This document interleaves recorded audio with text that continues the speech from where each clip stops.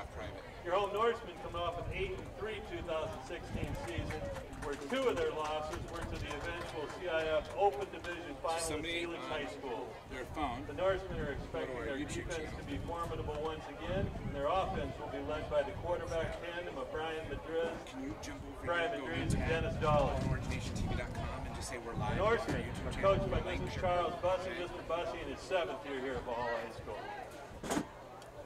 Scripps, you guys are live. You got to know. What do you want me to do? Help you? Test TriCaster done. Yeah, you can pick up. What do you want me to do? I gotta Pick up the vendors. Like always. Okay. Okay. We think we have the volume control. I checked it with Corey 2 days ago, so I'll be back later. It's just unlocking this thing as if we can't be trusted with the volume control. She turned it up a little. It's good. Yeah. Thank you. See you soon, Shawty. 654. Now, let me just...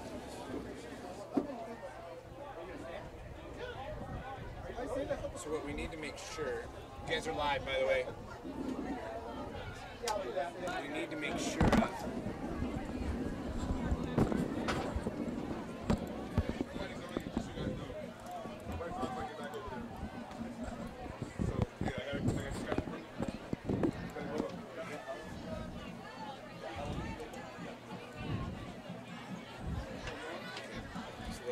Do I have a roster? Do I have an extra? Let me see if I have an extra. You're a friend, so you probably can.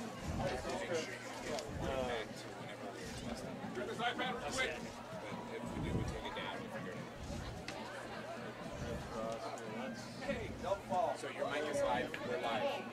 Got it. Don't talk. Got it.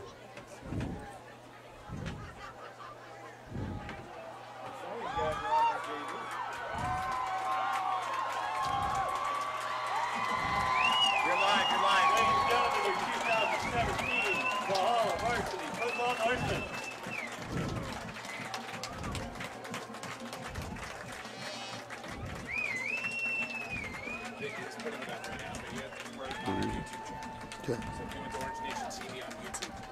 Okay. And catch the Scripps. Oh, there they are. 11. Yeah, it's looking really good. The captain's 8. I got it. You guys are just live. 66. JP number 8. Is that a 66 or a 68? And number 6? And Norsemen have 745. That's Shimke, McNish. So right now, you guys can be on the national anthem.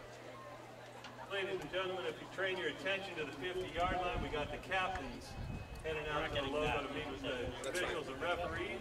This is a great time for us to welcome our celebrity staff. Coin tosser for tonight's game, none other than math teacher, Mr. Garrett Inns. Put your hands together for Mr. Inns. Let's do that again. Put your hands together for Mr. Inns. Thank you. Mr. Inns is an extraordinary math teacher. He's our track coach. And some of you probably don't know this, but he's a Google ninja. Number 3 on top. You guys are Our live. captains are, for the visiting Falcons, number 11, Joel Jaffe, number 8, Keith Davis, number 66, Christian Bunch, and number 6, Rashad Griffin. For your home Norsemen, captains are number 7, Brian Madrid, number 45, Josh McNish Hyder, number 72, Casey Casper. Right, good evening, ladies and gentlemen, and welcome to the first ever HD broadcast, full HD broadcast for Orange Nation TV. This is year 5. This is year 5 for our live broadcast. My name is John Owens. Of course, we're mostly student-run. We have students running every piece of equipment tonight. Of course, I'm joined by Haran Hutchinson. He'll be adding all kinds of depth to the broadcast. Hutch, how are you doing? Doing good, John. How are you doing tonight? I'm doing all right. We're being very creative tonight, and this is our first. I'll talk a little bit about the equipment that we're using tonight here in a bit, but we're going to pause for the national anthem, and we'll be back with exciting football action. Scripps Ranch versus Valhalla High School's home opener here on OrangeNationTV.com. Okay.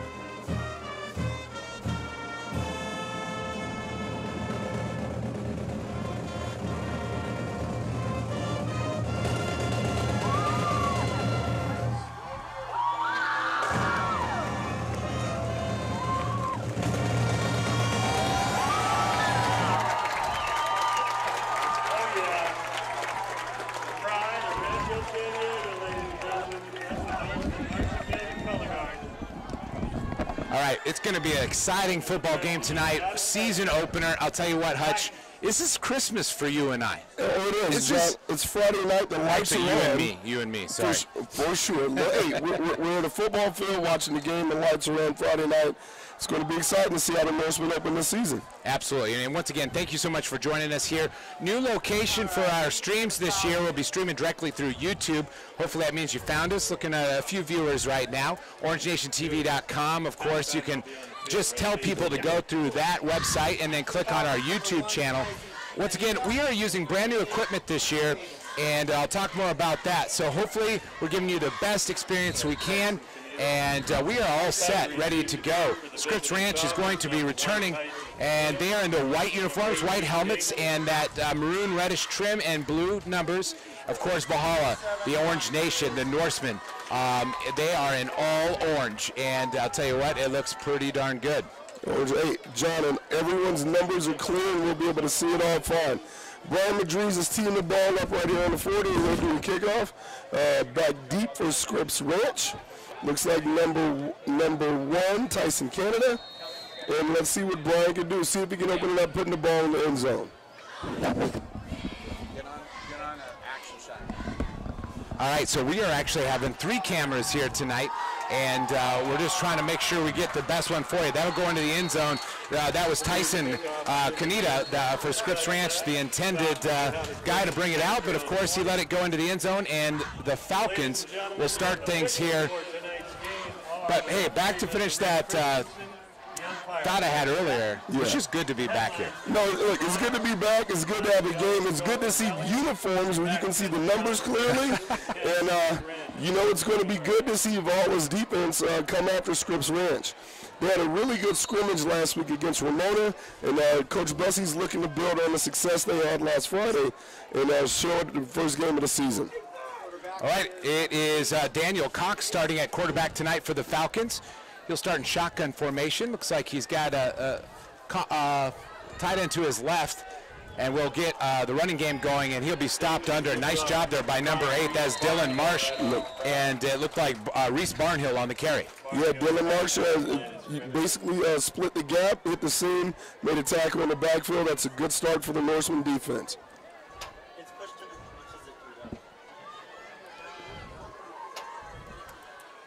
All right, so we'll bring up second down.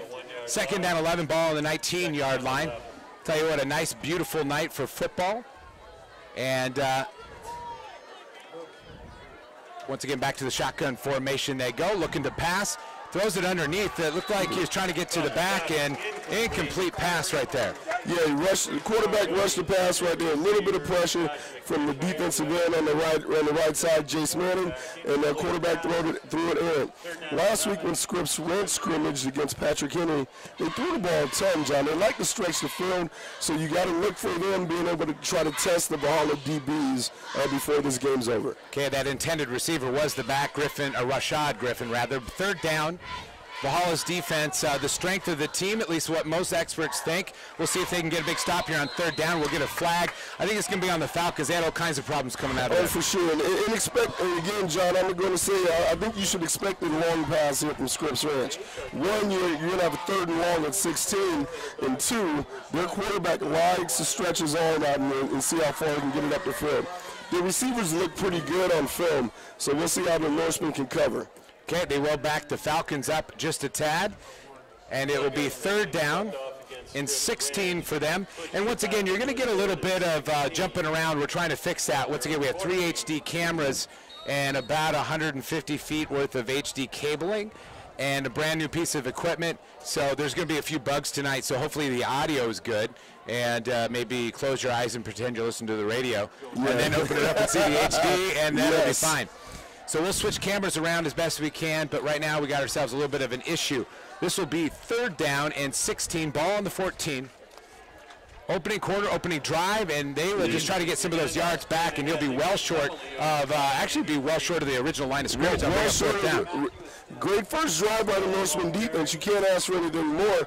In 3 plays, you made the offense go backwards, and you end up with a fourth down and an opportunity to get the ball in good field position. I got him right in front of me. All right, punt team's out there for Scripps Ranch. Deep to receive the punt is number 5, Ty Shimke, and number 6, Bobby Fields. Kick is away, and it looks like it'll bounce, and better get away. It'll take a pretty healthy Falcon bounce down to the 46-yard line into Norseman territory. Yes. And so Valhalla will start things. And you know what? Coming into this season, really, we had 2 good quarterbacks last year. We have 2 good quarterbacks this year, same guys. Oh, yes. And it looks like just a couple different reasons. But Dennis Dolan will start tonight for the Norsemen. But Brian Madriz is such a fabulous athlete. This gives him an opportunity to do other things. Absolutely. And he's on the field in the slot to your left right now, so keep an eye on number 7, Madriz. Shimke's in the backfield. And Josiah Bennett will easily be the tallest receiver on the field tonight for the Norsemen. He's at the bottom of your screen. They'll start in that pistol formation, and Shemke directly behind Dolan. And they will get stormed under. They went right through the offensive line, and that will bring up a loss on first down. It looked like number 75 for the Falcons brought him down. That's Dylan Hessenflow, and he had the flow right there. Yeah, absolutely. If you read the San Diego Union Tribune, they say that he's getting offered by Division I schools, 75 Hessenflow. Well, from our distance and vantage point, he looks to be a fairly large individual, and he made pretty easy play there. Well, he's a two-way starter as well. Second down and 12 now. They're going to pass underneath, and that is a completed pass. And that is Josiah Bennett we talked about, and that'll be second down. You got about, it looks like about 6 yards of that back. Yeah, it's a good pitch and catch right there. Bennett did a good job bringing the ball in. About a 7-yard gain. We're now looking at a 3rd and 5. Just inside Falcon territory at the 49-yard line.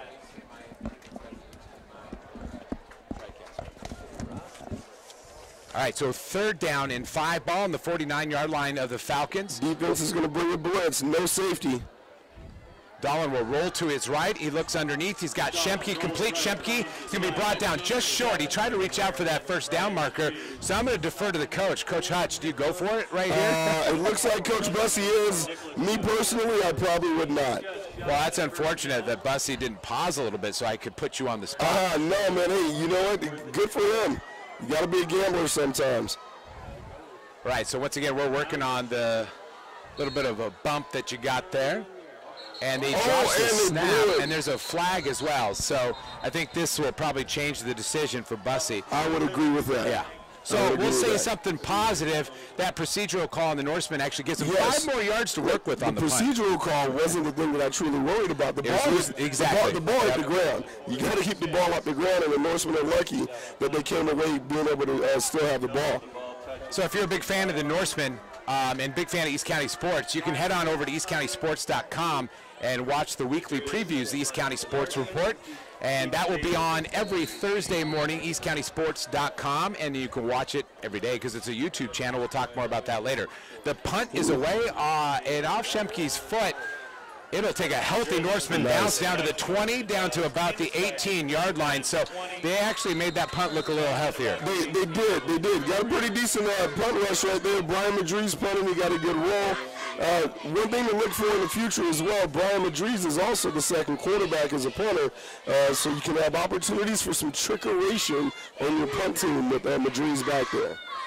Okay, still scoreless here. First quarter, 8:51 left to go in the first quarter. Falcons' second possession. That okay with everybody? Yeah. Doesn't bother their screens? I don't think so. He's got young eyes.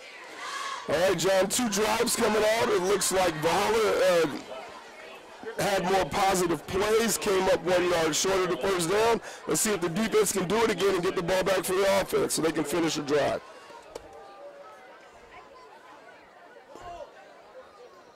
I know Scripps Ranch is coming off a year where they wish their record was better, but they have a couple of pretty good-sized kids down in the field. They have some pretty good-looking athletes. Absolutely. It'll be interesting to see how this matchup plays out as the game goes on. Looks like Ari Behan, number 24 now in the backfield on this particular drive for the Falcons. That'll be a 5-yard flag. Now, that's the one thing I was going to ask you, too. First game of the year. Now, they scrimmaged last week. Norseman did. you're going to get some of these procedural calls. Oh, and we've already absolutely. seen a couple already, so that always makes that opener a little bit more interesting Oh, as and well. it does, and honestly, it makes it harder for some of your play callers. If you're a play caller, 1st and 10 is a much easier play call to make than 1st and 15. But you know, you're always going to have hiccups at the beginning of the season. Your kids are getting settled. You have a lot of brand new starters on both sides. Even though you have some returning varsity players, some are starting for the very first time.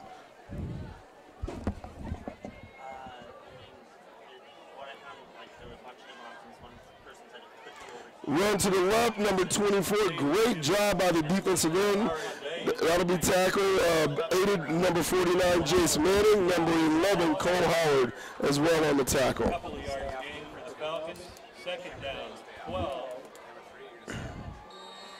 Now, 17-yard line. Now, again, the Norseman defense is doing a good job. Again, playing, they're keeping the offense behind the sticks. They're keeping Scripps Ranch, and 10+ yards to be able to get a first down.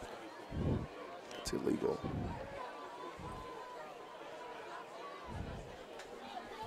Quarterback's in shotgun, back to pass. He looks, pass out to the right. Number 11, Joel Jaffe made clean. Really nice tackle by number 6, Bobby Fields, being able to recover and make the tackle. So 3rd down, and once again, I will be pausing periodically during the course of the evening. Some of you may see that as a good thing while I try to fix equipment. So when you watch your big high-paid play-by-play guys on Saturday, very few of them actually fix their own equipment.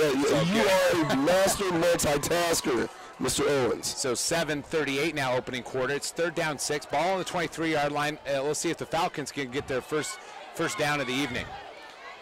And he's going to get some pressure up the middle, and he's brought down by probably the best defensive player on the team, Josh McNish-Hyder, and he's got a lot of attention going into the season. And he should. He's a very, very big boy, very athletic. He's a 3-year starter, and he's hard. He would be very hard to block, John. Again, he's a big kid who moves really, really well. Norseman, 2 successful defensive drives back-to-back. Leaves Scripps Ranch with 4th and 15.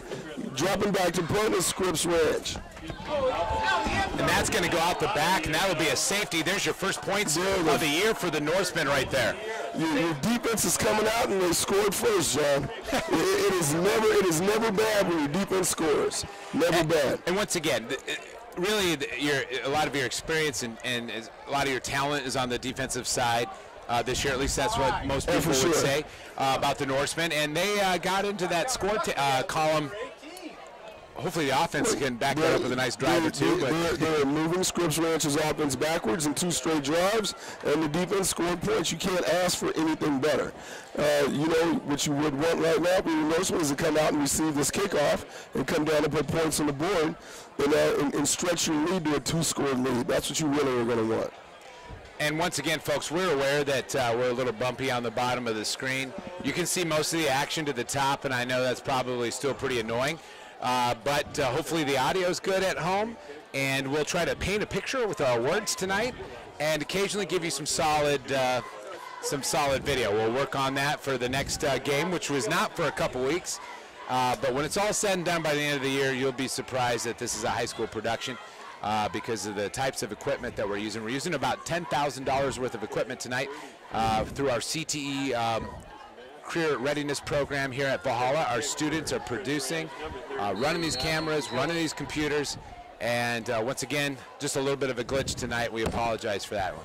It's going to be a shallow kick thanks to the safety, and it looks like Kier Worthy gets it up past midfield and into the Falcons' territory there on the 45-yard line. Yeah, and again, you can't ask for more when you start your offensive drives. Add a new midfield or past midfield, and you got to go out there and put some points on the board. First and 10, Valhalla at the Scripps Ranch, 45-yard line. All right, so we'll see if they can improve upon the last series.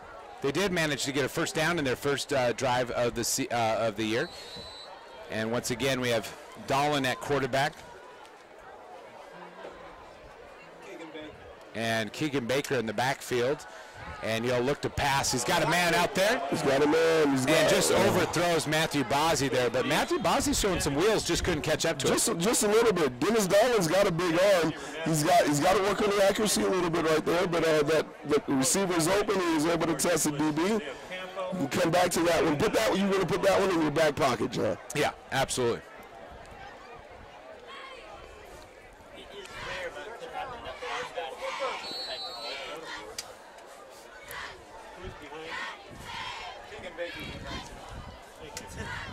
All right, they will swing it out to the back. This Shemke with a nice move. He'll get back to the line of scrimmage. But for such a short gain, it was pretty exciting stuff. Yeah, it was pretty exciting. Brian Madriz on the catch. And he's out there in the slot, and Madriz did a good job, and he got positive yards. You want to get the ball in the hands of your really good athletes, that's one of your guys. Third down 9. So we'll see what they do here on third down. He'll have 3 receivers to the top of your screen. Madriz, and that is Kier Worthy, and Bozzi at the top. And, of course, you have Josiah Bennett on the bottom of your screen. He'll roll to his right, and he will look deep again. And Kier Worthy tried to roll and get out there, but he couldn't quite do it. You know what? You actually had pretty good coverage by Scripps Ranch. You had pressure from the inside by the defensive line, and Darlin did what he could to get rid of the ball. It would have taken a fantastic pass to complete that one right there. Yep. Fourth down 9 for the. So they will punt again, second time. Brian Madriz rather punting. He punted last time. I'm not sure why I looked at the roster incorrectly, but left-footed punter. Always makes it a little interesting. Left-footed punter. Hopefully they can do a better job of not letting the pressure come in. I'd be careful on this one. And he will get this one up and kind of pooches it up in the air. Same trajectory, and doesn't get quite the initial bounce that he had before, but he will put it inside the 20-yard line down to about the 17. Down inside the 20 at the 17. Yeah, good kick by Madriz. The Norsemen are keeping the field, keeping Scripps Ranch on this end of the field, which is good for them. And again, you know, you're coming out. Defense always is going to come out a little better than the offense in the beginning of the season. Your first opening drives, offense will get it together. Orange Nation TV alum Erica Holzer watching from Grand Valley University, or Grand Canyon University in Phoenix, Arizona. She says it's a little glitchy. We are aware of that, Erica. Thanks for pointing out that to us. Erica, we hope you're well and enjoying your first year at college. Absolutely. Studying film at, why can't I remember Grand Canyon? Anyway, Grand Canyon University. There you go. Exactly. So first down for the Falcons. No backs, 5 receivers. And that's an incomplete pass intended for Keith Davis. Little off target there. Quarterback had a guy who was a good cushion by the corner. He just overshot him, and Norseman dodged a bullet on that one. So as we experiment on fixes, you're going to lose some video from time to time. We're on the fly trying to fix. You're actually watching basically a YouTube tutorial on how to work a TriCaster. If we have any experts on the TriCaster Mini out there watching, feel free to tweet to us. Be more than happy to get that suggestion. Second down and 10 for the Falcons. He'll unload one off to the left, and he will be met. Big tackle there by Caleb Clendon. And I'll tell you what, that was a big tackle for the Norsemen. Hey, big tackle, good coverage. Again, I'm a little shocked from watching these guys on film last week. They stretched the field a ton. They're staying with the short game, maybe just trying to get rid of the ball quick to avoid the pressure. But they're going to have to test the DBs if they're going to do anything against this Norseman defense. Once again, if you're just joining us, it is still the first quarter. It is 2-0 Norsemen. They scored off a safety, obviously. And this is the third possession, I believe, for the Falcons here. Yeah. And they haven't been able to do much. We'll see if they'll get their first down of the night here. Rolls to his right. He's got some room out front. He'll kind of made that decision late, and he is brought under there by Cole Howard. Cole Howard, 3 very successful drives by the Norseman defense. And again, Scripps Ranch is out there. Look, you have to also consider they do have a new coach who just came in fairly recently, and they're running the program. They always have had good athletes at the school, but they haven't always had the success that they expected. I think they're going to have a few growing pains coming out starting. All right. My bad. No worries. All right, so we back to punt. One of the bigger punters you'll see all season, at least numbers-wise, and he unloads that one off his edge of his foot, and that will bounce at the 45 right into the hands. This is Bobby Fields around the right, and he'll get up to about the 43-yard line. We have a flag that came in late, and that should be another flag as we get some retaliation. That's not good. And this is kind of insane here. I'm not sure what all this is coming from, but both teams are going to get some flags. And this is pretty dumb behavior on both sides. I call it what it is. See it. I can't. Yeah, John. There's no excuse. There's no excuse for the late hits. There's no excuse for the punching. Get out there and play the game and let your game talk. Now, if you're the officials, you got some work to do here because you do. There's a number of ways I saw that. Obviously, it looks like both teams pretty equally guilty. So, well, what you're going to do, what the officials are going to do first is check and find out were there any punches thrown. Sure. If there's a punch thrown, you're going to deal with the punches. Then you go with the penalties. You obviously are going to go with the first one, and then you're going to go with the first jump in on the penalty. You might end up with offsetting unless you see them call 2 for one side and 1 for the other, where you will probably get a walk-off at that point. Yeah, I'll tell you what, they reacted pretty quickly, both teams. No, they did, and it was, again, it's unfortunate because it's one of those things that shows, that type of thing shows a lack of discipline from your teams, and those are the jobs of the coaches to make sure your kids are disciplined enough to walk away. You have to do it. So the officials are sorting it out with 4:19 to go, opening quarter, 2-0 Norseman on top. I'll tell you what, it's very rare in my experience over the years covering football to get to say 2-0. That's true. Normally I say bottom of the 7th. 2-0. I had to have a baseball. Everybody does right after tip-off, somebody makes the first layup. Exactly. There you go. There you go. So Valhalla actually has this tonight, obviously home opener. Yes. And then they head on the road for at least another week or so. I looked over that schedule. All I know is October 20th is homecoming. Yeah, I know their schedule strength increased greatly from last year to this year. Yeah. And so the Norsemen, again, when we're looking at what we're expecting to see from these guys coming in, defense is obviously where they expected for them to be. And then offense, they got to kind of work it out. Ethan Barrett. Perkins. 10:30. That's Friday night on KUSI. He says there's a cheerleader. All right, it's an especially long conference. Well, there was a lot to sort out, and so you really have to kind of be aware as a head coach if there's going to be any ejections, because ejections aren't just one game ejections. That's right. Absolutely. They're multiple game ejections. Personal fouls going both ways. And another one on the Norseman. All right, Hutch, sort it out. They called personal fouls on both sides for the initial fight, but then they also called an unsportsmanlike on Valhalla, so they are going to pick the ball up and mark that one off. So they called 2 penalties on the Norsemen, 1 on the Falcons. Okay, and everybody's staying in the game. At this point, they did not signal that anyone was going to be ejected. And typically, that extra unsportsmanlike, John, is for the extra guy that ran in and jumped in. Yeah. Those first 2 kids obviously lost their cool. It's the third guy that you have to really punish. Yeah. Because that's when the thing escalates. Yep, absolutely. All right, we're about ready to get underway. Valhalla will be backed up considerably as they reset the chains. It looks like about the 38-yard line, the Norsemen will start things here. Of course, that was off a punt return if you had forgotten what had occurred there. So this will be first down and 10 from the 38-yard line. First down and 10, and they're actually awfully lucky that they don't end up with the 1st and 25, to be quite honest. All right, so Dennis Dolan, try to get this Norseman offense going. Talking to the kids, it seemed like the offensive line, there are a lot of new faces there. Had to get things going. Did pretty well in one of the scrimmages that they did, and thought they'd turn the corner a little bit. So we'll see if they can get things chugging along. Well, we came out pretty pass heavy the first 2 drives. At some point, you got to turn around and hand the ball off. And Dolan will keep it around the right-hand side. He's got some room. Nice spin move. That'll be a first down for the Norseman. He picks up at about 14 yards on the carry and into Falcon territory. And when you're not having some success, John, at some point you are going to have to try to run a game. That was a really nice zone replay. Dolan read the end, and he kept it, and he got good positive yards. So first down now on the 49-yard line. I'd like to see him give the ball to Shimke and see what the little kid can do.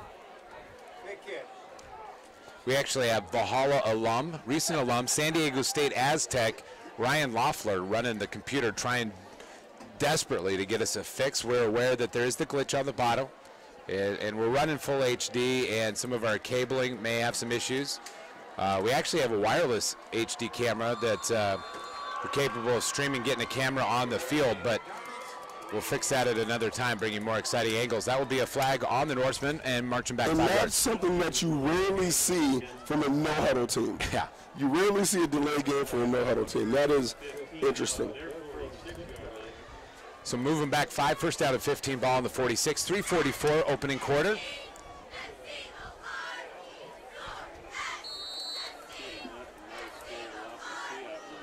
And if you're wondering, do we have first down and 10 graphics and things? We sure do, but we're kind of stalling that, trying to fix the camera work. Nice nifty move by Shemke there to get up to the original line of scrimmage. Good 5-yard carry, ran the zone inside. Really nice little jump cut right at the line of scrimmage, made a guy miss and got 5 positive yards. Scripps Ranch is playing a lot of guys in the box, John. Their safeties are shallow.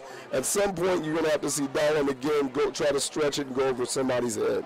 So second down here for the Norseman. Middle of the field's wide open. And he'll roll to his left. He's got a guy underneath. He's got him out there. Heading out to Matthew Bozzi. Touchdown, Norseman.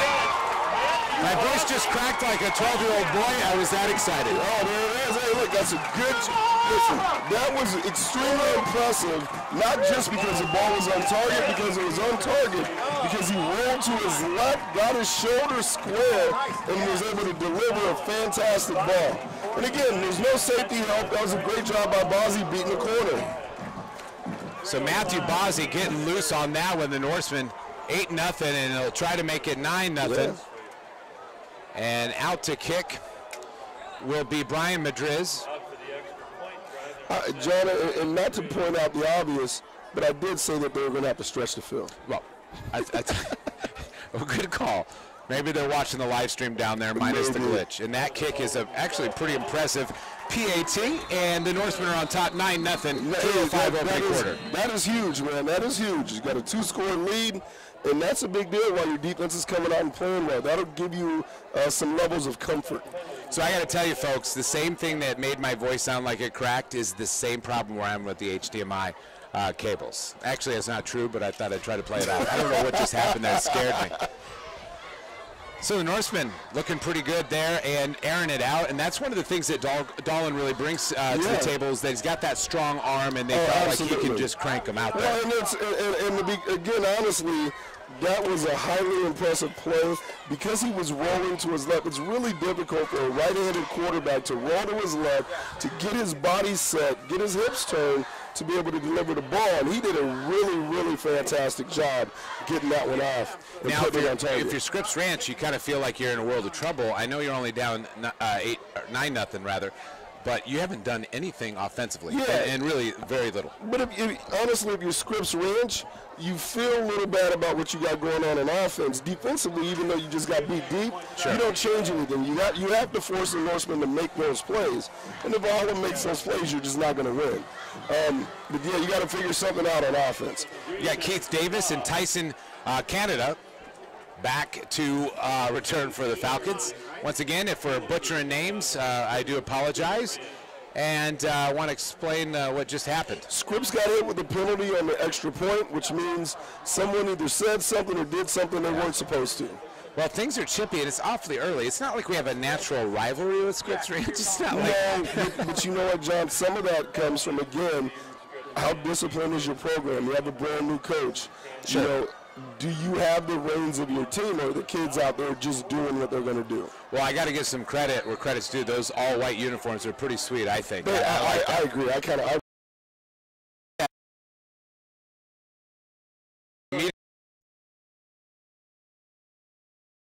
Well, I think they're rolling the dice right there, seeing if they can get a cheapie and get the ball back. Well, and I've seen that work, on occasion, especially opening first game of the year. Your kids are probably mad about the flag, all those kinds of things. So it'll be first down and 10. We'll see if the Falcons can get their offense rolling. Now, the big issue for the Falcons here, if they drop back to throw, is can they block 45? Because Daniel McNish gets off the ball very good. It's interesting. The Norseman offense, of course, replacing probably their biggest weapon in Jerome Johnson. Yes. But you have two talented guys that you can throw back there, Shempke being one of them, Madrid's another athlete you can put out there. On defense, Valhalla's kind of reloaded, but they have some new names out there as well. McNish, not a new name, but everybody else kind of. Their defensive front is so good that they can cover for their linebackers at the moment. And that will be a nice hop and skip, but he doesn't get anything off to the left. I thought he was going to get loose, but somebody came up and closed that gap pretty quickly. And the one thing, again, you got to give credit to Coach Bessie's defense. Those guys are going to be well coached. Fundamentally, they're going to be sound, and they're going to rally to the ball fast. And I think that was Ethan Furkic coming up and making the stop there. Yeah. If not, we're going to give him credit. And I believe he's a sophomore starting at middle linebacker for the Norsemen. That's nice. That is nice. You're going to have that kid for a few years in a row. Two receivers either side, and that is a drop snap, and he's got to make something up. It will be a loss on the play, and it could have been way worse, but they do lose about 3 or 4 yards on the play, and that'll bring up 3rd and long for the Falcons. John, the red lights in my head are starting to go off right now. Scripps Ranch is going to have some positive plays, or the wheels are going to come off. They've already gotten a little chippy, got a couple of 15-yarders. If they're not having success, the kids stop listening. Yep. And so it'll be interesting to see how this plays out.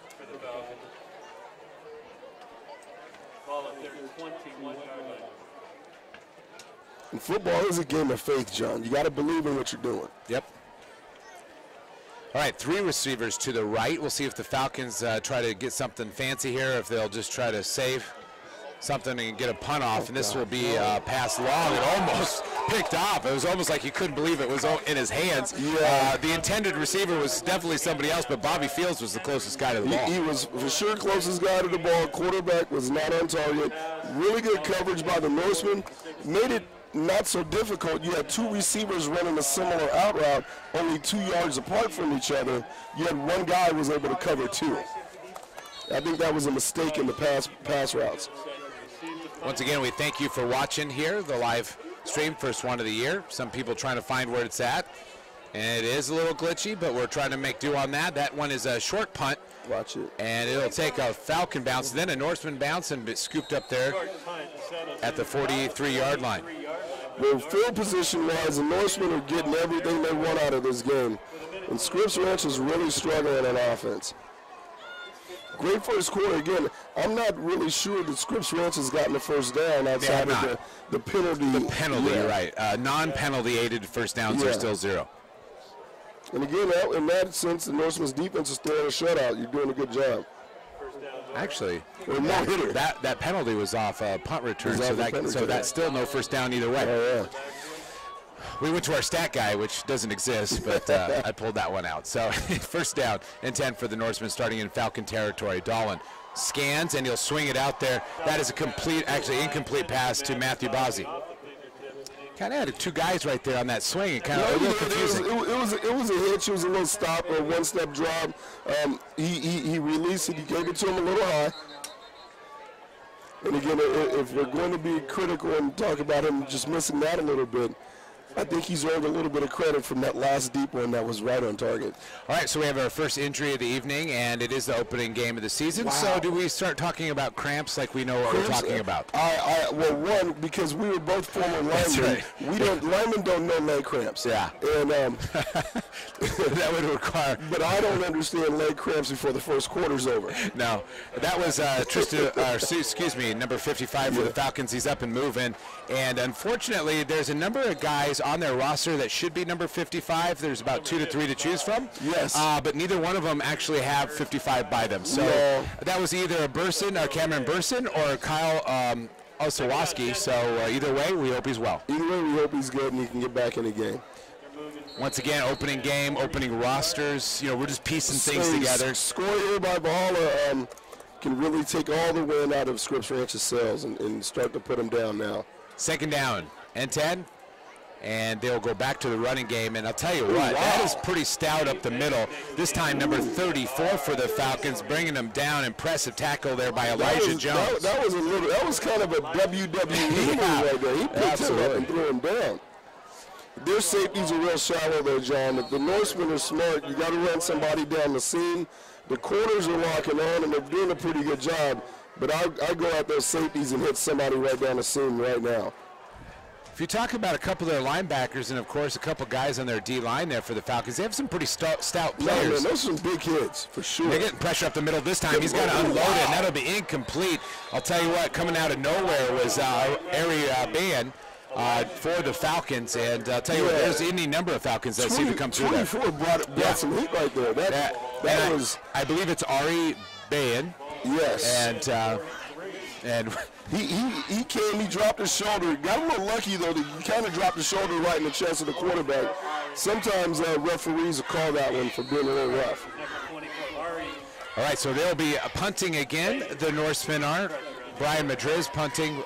And back deep, the Falcons have their guy. His heels on about the 6-yard line. Oh, wow. And he's going to not get anywhere near this ball, as it is another, not a picture-perfect punt, but they get something out of it. No, but they're still playing on Scripps Ranch's side of the field. So the Falcons will get another crack at it with 29 seconds opening quarter.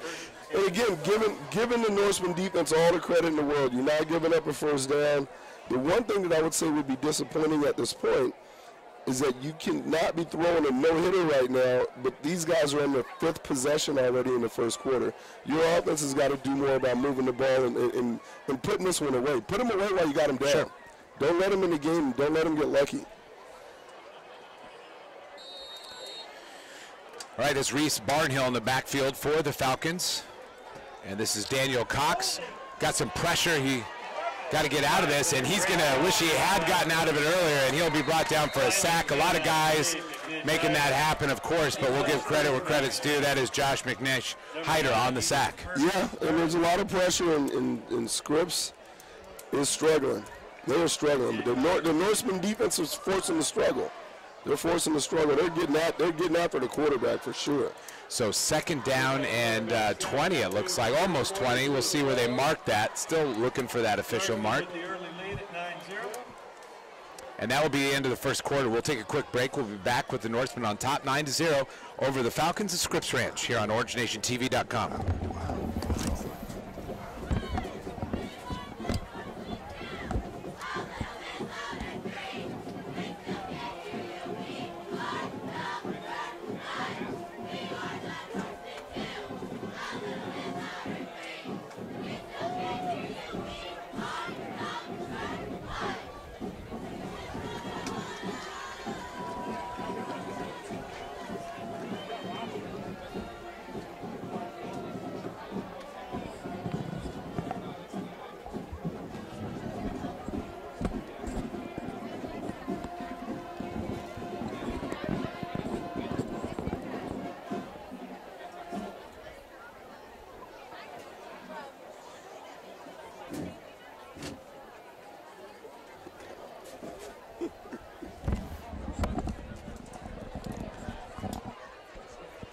I want to send a shout out to now retired Norseman, Jim Cipriano at home. Yes. And audio's a little hot, he says. And we're just happy to have audio tonight with an entirely new setup. Crazy day. I'll turn it down a little bit, but we do appreciate the input. And hopefully that's a little better. Hey, I'm just glad Jim's watching. I am. And Jim, we miss you. I hope all is well. And thanks again for Jim Cipriano, one of the biggest supporters of Valhalla Athletics the last couple of years. Absolutely. Since he's been here, I should say. A lot of pressure up the middle, set up that screen, and that was picked off. I thought it was picked off. No, once again, that's another case where a Norseman, this time Ethan Furkic, literally almost has to avoid trying to catch the ball. Yeah, no, that was, yeah. But back to Jim Cipriano, and I didn't get a chance to tell him this when he retired last year. I always appreciated my years here working with him and how many sporting events that he attended. Oh, absolutely. JV girls basketball, varsity boys basketball, and I football, will say also, everything. as a union rep here in our GEA, he was always one of the first guys to volunteer and do things. So Yeah. that was Jim, always greatly appreciated. Hope you're enjoying retirement.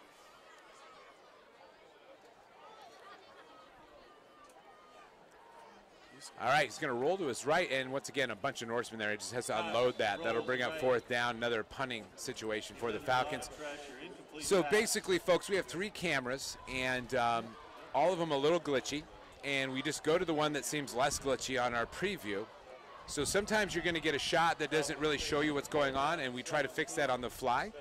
At halftime, which is 11 minutes and 48 seconds away, we're going to pull every cable out of our TriCaster and leave the stream going. It's going to go blue for a while for you. Maybe we'll play a video. We have that option. Maybe we'll just play on a loop the Orange Nation Open. And we're going to try to fix this, folks. And once again, sorry that you're part of our dress rehearsal, but this is sometimes what happens with live HD broadcasting on YouTube, and we'll just get better each week. What you are seeing, though, ladies and gentlemen, is a fantastic defensive effort by the Norseman defense.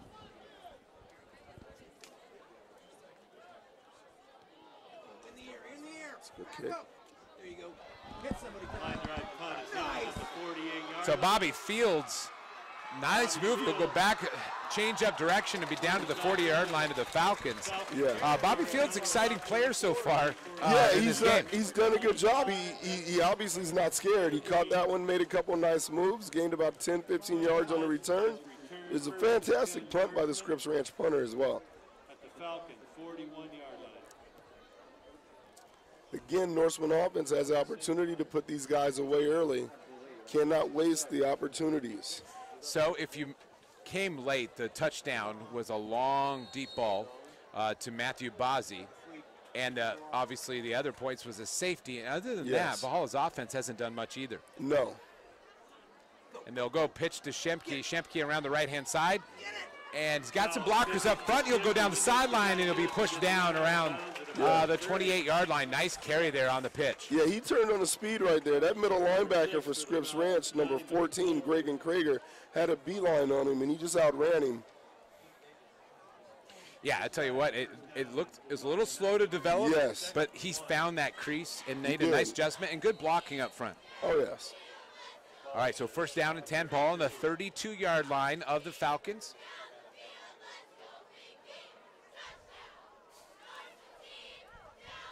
And this is a double pass. Madriz got him wide open out there. Number 24, that is Cole Lewis into the end zone for the Norsemen. Yeah. And there's another benefit to having 2 quarterbacks on the field. Absolutely, absolutely. And hey, look, if you have to go to trickery, go to trickery, but you got to win the game. And you needed a score there, and Coach Bussey pulled the trick out of the, pulled it out of the hat, and he got it.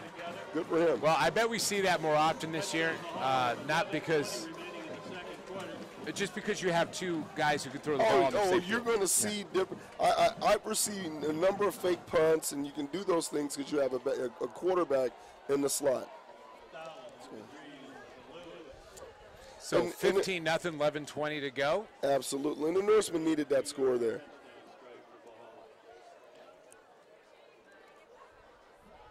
And looks like they're looking for a T or something. Yeah. But great job by Brian Madriz to catch that in the slot and get rid of the pass with some pressure in his face. And also sometimes when you're wide open, it's hard to catch a ball too. Oh, for sure. Kick is away and it's good. It's 16-0, Norsemen on top. 11:20 to go, second quarter, opening game of the season here on OrangeNationTV.com. Now again, the Norsemen, you got your 16-0 lead. You're going to be really excited and happy about the fact that you're up 16-0. You've scored on 2 big plays. Outside of the 2 big plays, it's been a lot of defense from both sides. You got to also give credit to, as much as Scripps Ranch is down, their defensive line and their linebacking core, those kids are good. They can play. They're coming up and hitting people. And so you got to beat them over the top. Channel 9 KUSI. And we're getting some more messaging in. Another Orange Nation TV alum, in fact, the father of Orange Nation TV, if you will, Ode Youssef, letting us know we're a little glitchy. Then he texted me back saying, oh, I heard that you already know. So I'll tell you what, Orange Nation TV alum. We've been around now 5 years. This is season number 5 streaming for Orange Nation TV. And so now we've been around long enough to have alumni to be able to call in. And that's a slow roller, and he will pick it up. Kick is handled by Davis for the Falcons. He gets And it out it'll be across dropped the at about the 26, 27-yard line. Some interesting special teams here today for both teams. We've had a safety with a couple bobbled snaps and a couple interesting punts and an interesting kickoff. Yeah, or two. and you've seen a lot of really good defense, and you've seen some not so good offense. Yes. Yeah. remains till halftime. At which And 2 really big plays.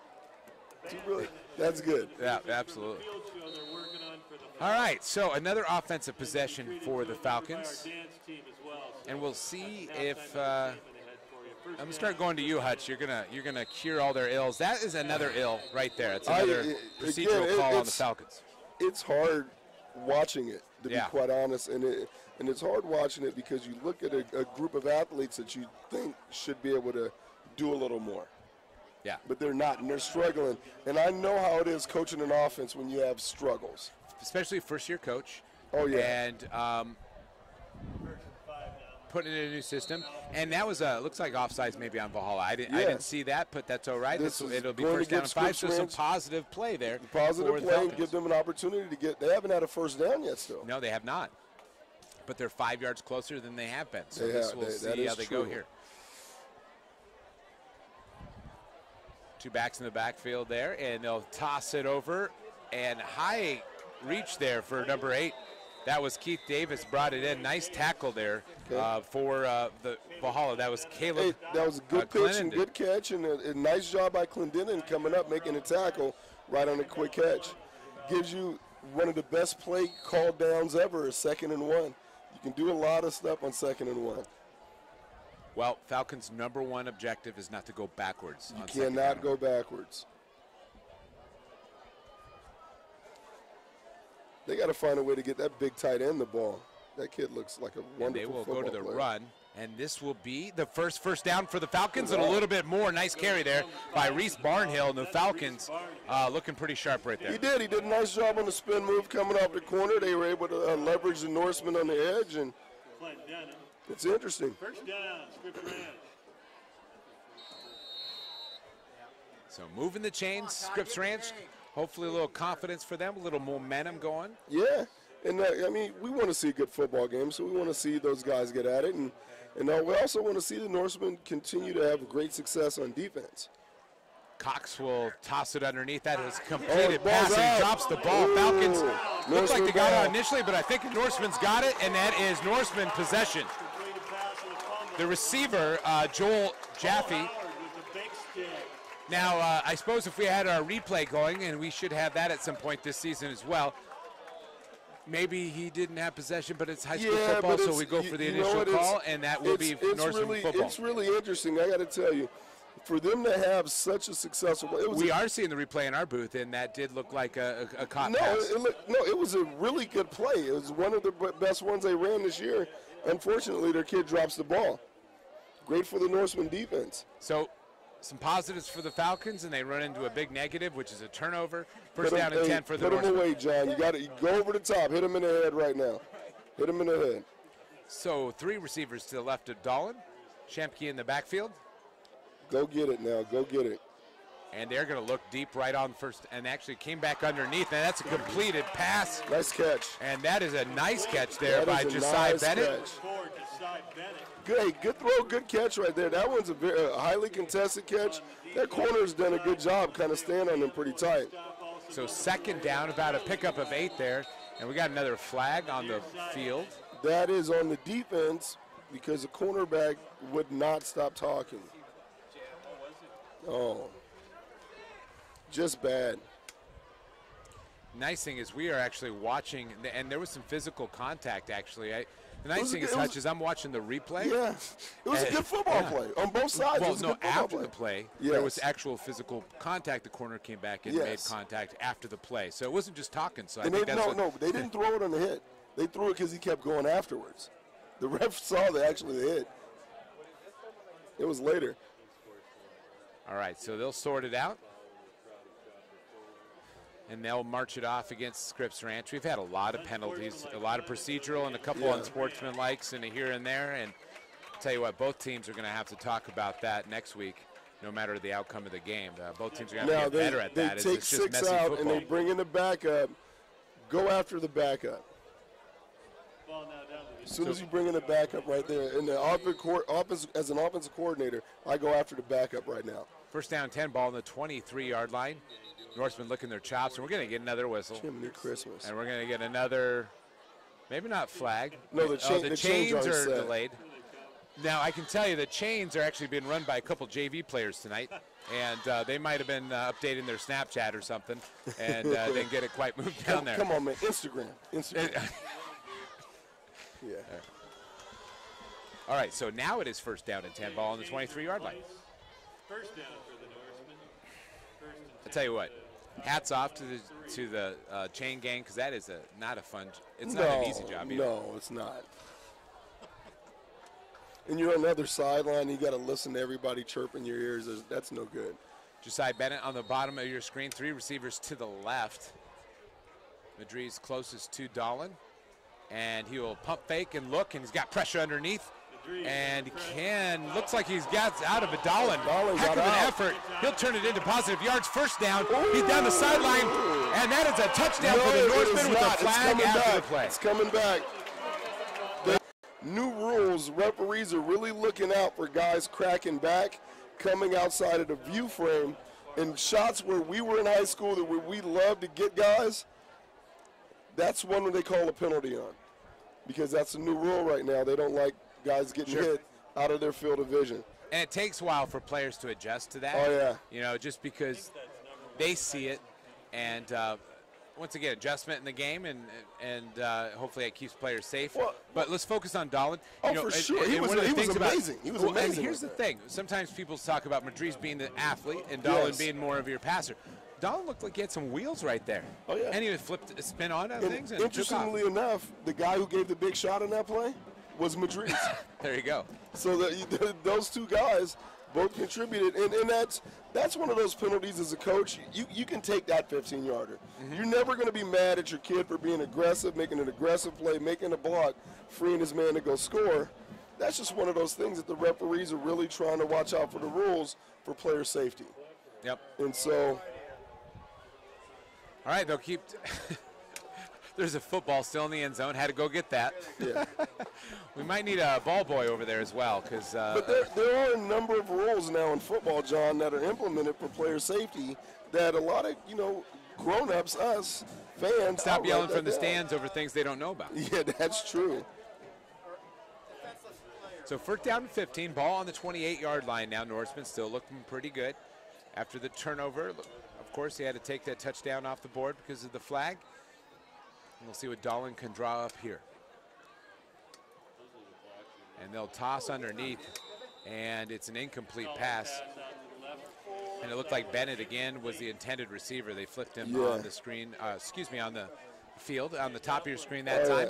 Looks like he short-armed that one a little bit, trying to be careful as he's throwing darts, and the ball got away from him. And again, you got to give Dennis Dolan his credit. He's done some good work with his legs, and he's showing that he can be that mobile quarterback as well. Oh, he does, for sure. And hats off to Madriz and Dolan. Nobody likes quarterback controversy. Sounds like it looks like they're working pretty hard in tandem as teammates out there too.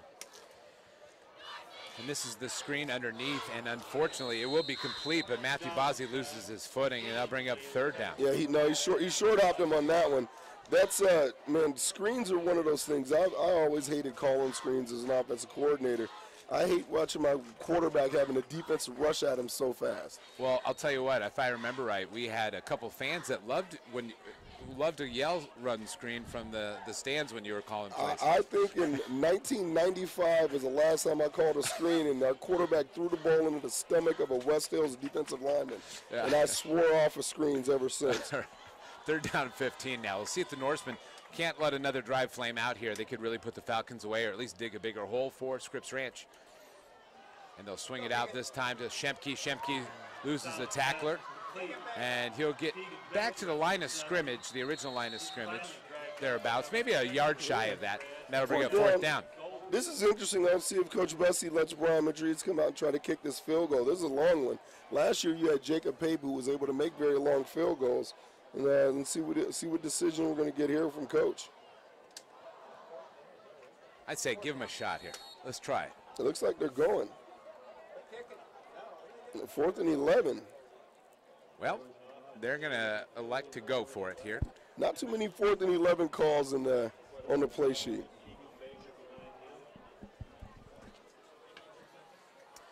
All right, Dolan. 2 receivers to either side. Shemke in the back of Dolan. And they'll look to throw over the middle and just couldn't get. He had, Brian Madriz out there and just overthrew it safely. It'll be turnover on downs, and the Falcons will take over possession. All right. Took a shot. They actually tried to get him down the seam. And actually, Scripps Ranch DBs, the 2 safeties, did a pretty good job of funneling him through to each other and being able to make up space, because they sure was giving it to him on the line of scrimmage. But they did a good job of using their technique and covering that one. That was pretty good. So 8:14 to go, second quarter. Norseman on top, 16-0 over Scripps Ranch. Most people coming into this game thought Valhalla wouldn't have much of a problem with Scripps Ranch. At least defensively, they've handled everything that Scripps Ranch has thrown at them. We'll see what they can do here. They'll clear the backfield now. 4 receivers to the right. And he will throw it that direction and tipped at the line. A brilliant play there by number 8. That's Dylan Marsh making a nice play, I believe, as I look through 2 panes of dirty glass. Yes, and you can see, too, that the Norsemen defensively had an automatic check. When the motion went to an empty backfield, they went to auto blitz with all their linebackers, and they brought 6. They brought 1 more than Scripps Ranch could block, and that's why they were able to get free in the backfield. All right, 2nd down and 10. It's hard to kind of figure out exactly what kind of what they're going for at Scripps Ranch. They haven't really established anything. And there's another pass, swing to the back. And he's got room, though. This will be the most positive play of the night for the Falcons so far. Nice. Big first down. As soon as I say that electrified the Falcons. That's Sean Fields on the nice play for Falcons. And that was nice. They did have a little success the last drive. They just, unfortunately, on their best play, dropped the ball and fumbled it. You're right, and absolutely. So it looks like they're starting to get their footing just a little bit. And the Norsemen, as long as you can keep stretching the lead, you'll be okay. So the ball on the 38-yard line of Scripps Ranch, 7:58 to go, second quarter. See if they get this momentum going. Man in motion. And there's a lot of room out there, number 5 around the left-hand side. He'll have another first down and be pushed out of bounds at the Norseman 45-yard line. Nice carry there by Reese Barnhill. And they got some things going. I feel like I jinxed they are starting to get it together, and one of the things I saw right there is they have a really big tight end, number 12, Matthew Tolliver. Matthew Tolliver did a great job sealing the edge. And when they motioned over, we didn't see a lot of adjustment on the defense either, and they were able to hit that. But there's a one-on-one matchup on the edge, and that kid won. Yep. And so if you can get those matchups, that's what you have to try to take advantage of. Of course, they have Dylan Hessenflow, number 75, left tackle for Scripps Ranch. And he's got all day. One of their solid players as well. Rolls to his right, and he's going to keep it. Tucks it up, and he'll get about 8 yards on the carry, making him pay a little bit at the end. But nice run there by Daniel Cox. Good decision. Oh, no, good decision. Great coverage by the Norseman defense. Actually, really, really good pass protection by the Scripps Ranch offensive line. And hopefully our audio is a little better. Again, Video's not much better. Looks like Scripps Ranch is starting to get a little confidence with their offense, and so they could change the scope of this game if they start moving the ball around a little bit. So 2nd down and a short 2 for the Falcons. And we will, looks like we have an injury. Bobby Fields is the Norseman on the field right now. So I can tell you what, yes, it's glitchy, but when it's clear, it's got to be the clearest signal in the history of Orange Nation TV. It's the clearest glitchiness that you've ever seen. I mean, look at this. You're looking at the direct monitor. That's as good as you would see at home on TV. And so hats off to the digital media TV and film program here at Valhalla High School. Our unofficial motto is get better each week. We don't always manage that, but we are sure going to do that.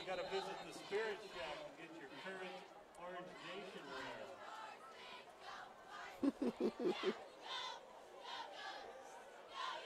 have too many orange t-shirts.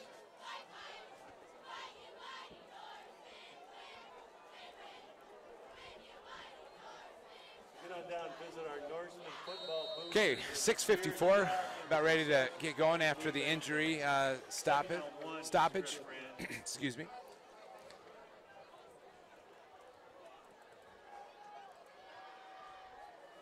A lot of pressure coming off the edge. Open. He unloads that, but just overthrows him. A lot of pressure coming off the edge. And he was able to nice strong arm there by the quarterback. No, it was a nice strong arm, and the receiver did a good job of getting open. He just overshot him. So 3rd down and 2. Now the Scripps struggle a little bit running the ball, so we'll see what they do here on a short yardage situation. I'd run behind the big tight ends. Oh, tight formation. Absolutely, and they're just going to try to sneak it, and he may very well have got it. They figure, hey, if we could sneak twice, if they had to. Stay in this for a little while. Yeah. That would maybe that might. They have some big kids on that team, man. They are big and physical. My observation right now about Scripps Ranch is it looks like they finally got off the bus. You know what I mean? The plays are looking crisper. The guys are getting to the line. They're looking probably much like they had hoped they would want to look from the start. Oh, for sure. And it looks like we're going to have a much better game going forward. Just 16-0, so it's not like it's out of reach or anything. Scripps Ranch looking to pass here. He'll unload one deep again, and that one is well overthrown. And that time, quarterback got put on his back a little bit. Daniel Cox unloaded that and got hit just as he released the ball. And they're having a double of a time blocking Josh McNish-Hyder. And everybody's going to. I mean, that is a big, strong, quick kid. You can't block him with a running back picking him up coming off the edge. So 2nd down 10, ball on the 34-yard line. And this will go back to the passing game, complete to Keith Davis. Keith Davis changes direction and gets something out of nothing. He found a little bit of a seam and picked up probably about 7-8 yards. Again, some of these guys are pretty good athletes, John, and usually, again, I don't know. By the way, I totally oversold how many yards he just got there. It'll be still 3rd and 5. Well, they're in scoring range. I would doubt that you see a kicker unless their kicker's really good. It's probably 2-down territory here. That's Tyson Canada in motion. He'll, and that was some interesting moving around. I think they did get Norseman to jump off there. Yeah. See the Falcons looking very, very crafty right now and getting 5 free yards. You know, though, John, and I've done this before, you look crafty, but you hurt yourself when you have so many formations, so many motions, and you're doing so much stuff to try to confuse the defense. What you tend to do is confuse yourself first. I think they looked like they were confusing themselves early in the game. And now at least they're confusing the Norsemen a little bit. Well, they did on that play for sure. They got a cheapie on the 1st down. 1st down and 10 now on the 23-yard line, and we will a late Falcon running in, so they'll have to call timeout. We'll take a quick break with them. We'll be right back. More live coverage here on OrangeNationTV.com. 25 seconds remaining in the 2nd quarter.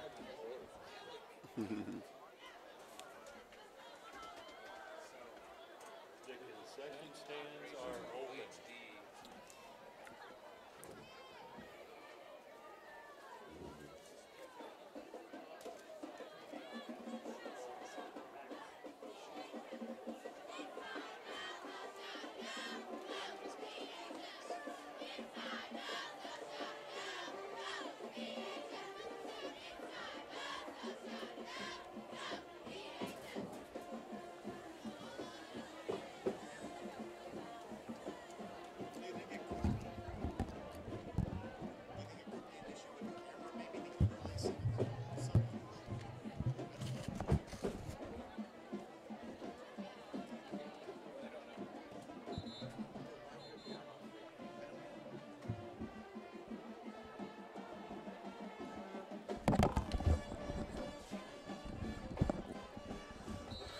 All right, John Owens, are on the ScoreStream app. We got some out of town or some other ball game scores coming up, and we'll share those in a few minutes.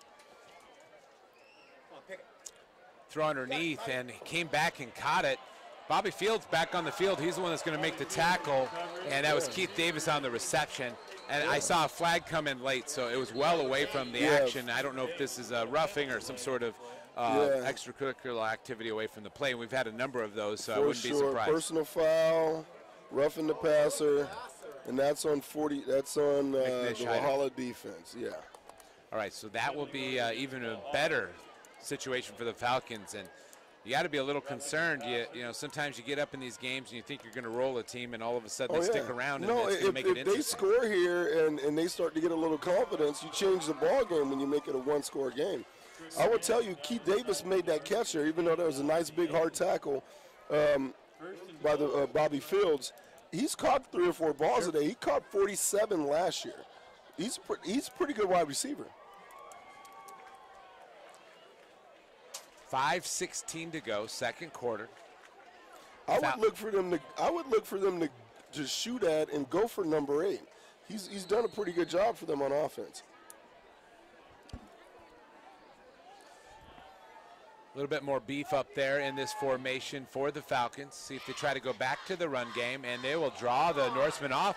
Tell you what, that's now 10 yards and just procedural offside penalties on this, and then you throw in the roughing the passer as well. No, for sure. But you know what, John? A little discipline on your offense will get you those plays. And so they've done a good job, and they've changed the snap count, and they're doing it. You know, the Norsemen had to adjust. It's not as easy as it was in the first quarter. Bad thing, looking at the replay, the guy that jumped is right over the ball, and you know from your coaching career that's for sure, it drives you nuts. Well, you know Coach Bussey's being driven nuts right now. He's going to number 8 in the corner. You got to throw the ball up there. Oh. And this will be a rollout to the right. He's got a guy out there open. He runs underneath it. Nice catch, and we're looking for an indication. Did he give it to him? And there it is, touchdown. Falcons, that's Joel Jaffe on the reception. Great hustle there. Oh, wow. Great rollout there as well by Daniel Cox, and Falcons are on the board. That's a highlight catch, man. That is an amazing catch. All right, so now we got one solid camera, at least for now, until I move it, and that's what happens. Okay.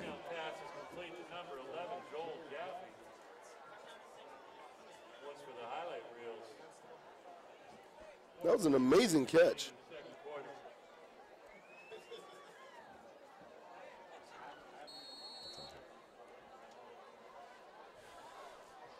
Okay, so they will go for 2. It's 16-6. And we gave the points to the Norsemen because we're that big of homers, I guess. I'll look at Ryan Loeffler. He'll fix that, and they'll go back to the air, and a jump ball in the end zone, and they're going to get the 2-point conversion. Nice job there, extending, and that looks like Keith Davis again, bringing it in for the Falcons. Hey, that kid's good. He's good. He just won that battle, that jump ball there. So 16-8 now, 4:39 second quarter, and the Falcons looking sharp. That's an amazing, dude. Those are 2 amazing catches back to back by Scripps. Can I also say there was no glitch in that shot? That's well, there it is. Yeah. All right, so hey, we got a football game here, John. We do. I like good football games. Now, but this is also, you know, that thing we're talking about. Valhalla had a chance to put these guys away early, and they didn't do it. You're going to give them life, and now they're going to have some confidence, and you're making it a lot harder. The Norsemen have had, 5 possessions in Falcon territory? More than 5. Okay, we'll say 6 or 7. Yeah. And 2 of their points was off defense. So for they sure. have not, you're right, they have not taken advantage of the gifts that the Falcons were trying to give them. And they got to be careful. We need to hire that stat guy we always talk about, whispering in our ear all the truth. So now we're a little non-glitchy, and that is a squib kick, and that will be fielded smartly there by the Norsemen. Yes. And I think that was Matthew Bozzi that was brought Matthew that Bozzi. in for the Norsemen. That was well coached for the kickoff return team. Matthew Bozzi waved, fair catch, caught the ball, safely, securely brought it in.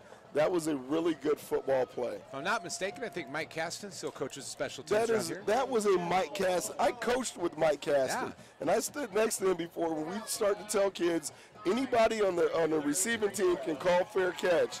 And I recognize that and giving Mike Caston his So credit. hats off to Mike Caston, of course, the husband to the principal, Mary Beth Caston, here at Valhalla High School. Both their boys graduated from here. So great contributions by the Caston family to the Orange Nation. Absolutely. So first down and 10, ball on the 33-yard line. It'd be nice if the Norsemen can answer back here. Look out. Look out. Nice pickup there by the This back. kid's And quick. Dahlin, though, once again, getting some positive yards on a play that he should have been brought for a considerable loss. Yeah. So good vision on his part and being able to cut it up. You- And really, too, by the way, Ty Shemke did a nice job of staying in there. No, he and did. blocking. He did. And Dahlin did a good job getting away. Again, those Scripps range linebackers, when they come downhill, they're coming downhill fast.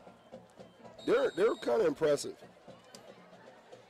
So Shemke again in the backfield behind Dahlin. 3 receivers to the top of your screen. And that will be Bennett at the top of your screen. And they'll throw to Shemke. Shemke around the left-hand side. Nice move. It just juked a guy out of his shoes. And there's going to be a flag on this play as well. I'll tell you what. Valhalla, nice play, but it's one of those situations where it could be nice job on a broken play, getting positive yards. The penalty hurts right there. That one hurts.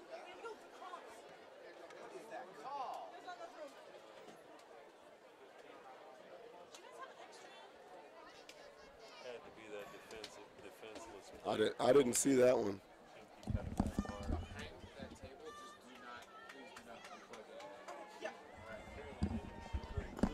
So that will be on the Norsemen, and they're going to march him back.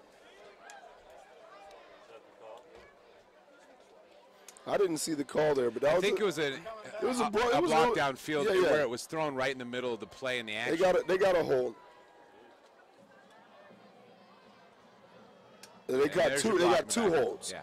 They declined one and they took the one that's further back. All right, so the Norsemen's prosperity turns into a little bit of frustration, and 351.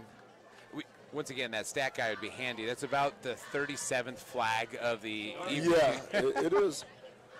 And again, John, some of that stuff you got to come to expect this first game of the season. You know, got nerves, and this one's getting a little tight. So once again, nice clear stream for you there. So all those naysayers that said HD could not be done right now, we're making you look awfully silly. And that will be 5 the other way. The Falcons jumping off sides. So I'll tell you what, getting a little bit of the Falcons back for the the craftiness they displayed on their last offensive possession. Once again, we thank you for joining us tonight and being patient as we try to launch this new wave of technology here at Valhalla. It was a busy day around the Orange Nation. Of course, today was Odin's procession. Yes. And a whole new group, 2021. Welcome to the Orange Nation. How can you forget about the alarm clock pep rally, John Owens? I forget about it mainly because I had to be up at 5 a.m. I had to be here at 5 a.m. Man, you're putting in some time today.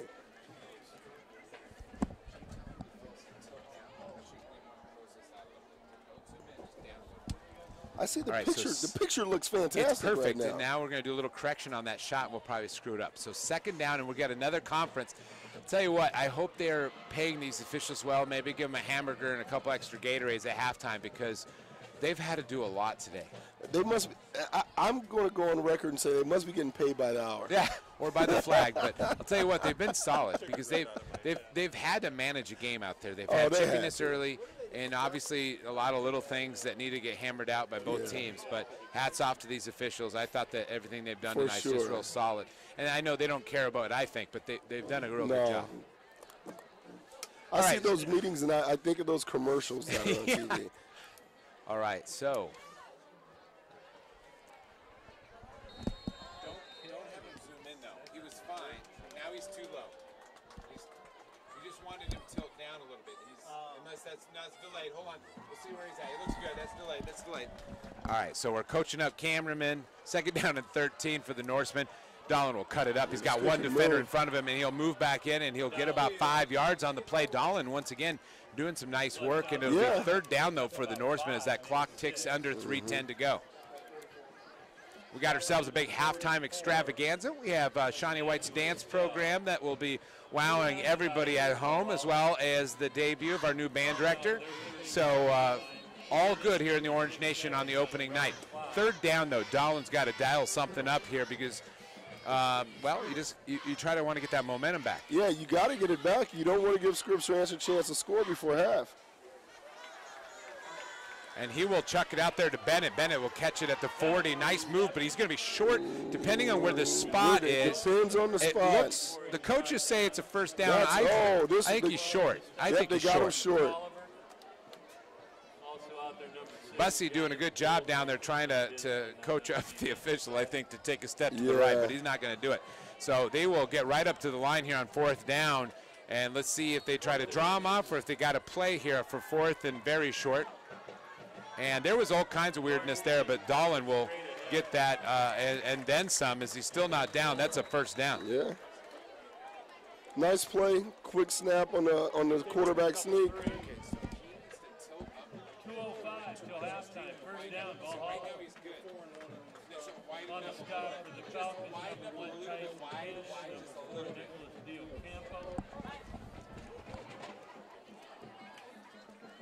Okay, so first down and 10 for the Norsemen, 2:05, and 2 timeouts for the Falcons, 3 remaining for the Norsemen, so we're pretty good there.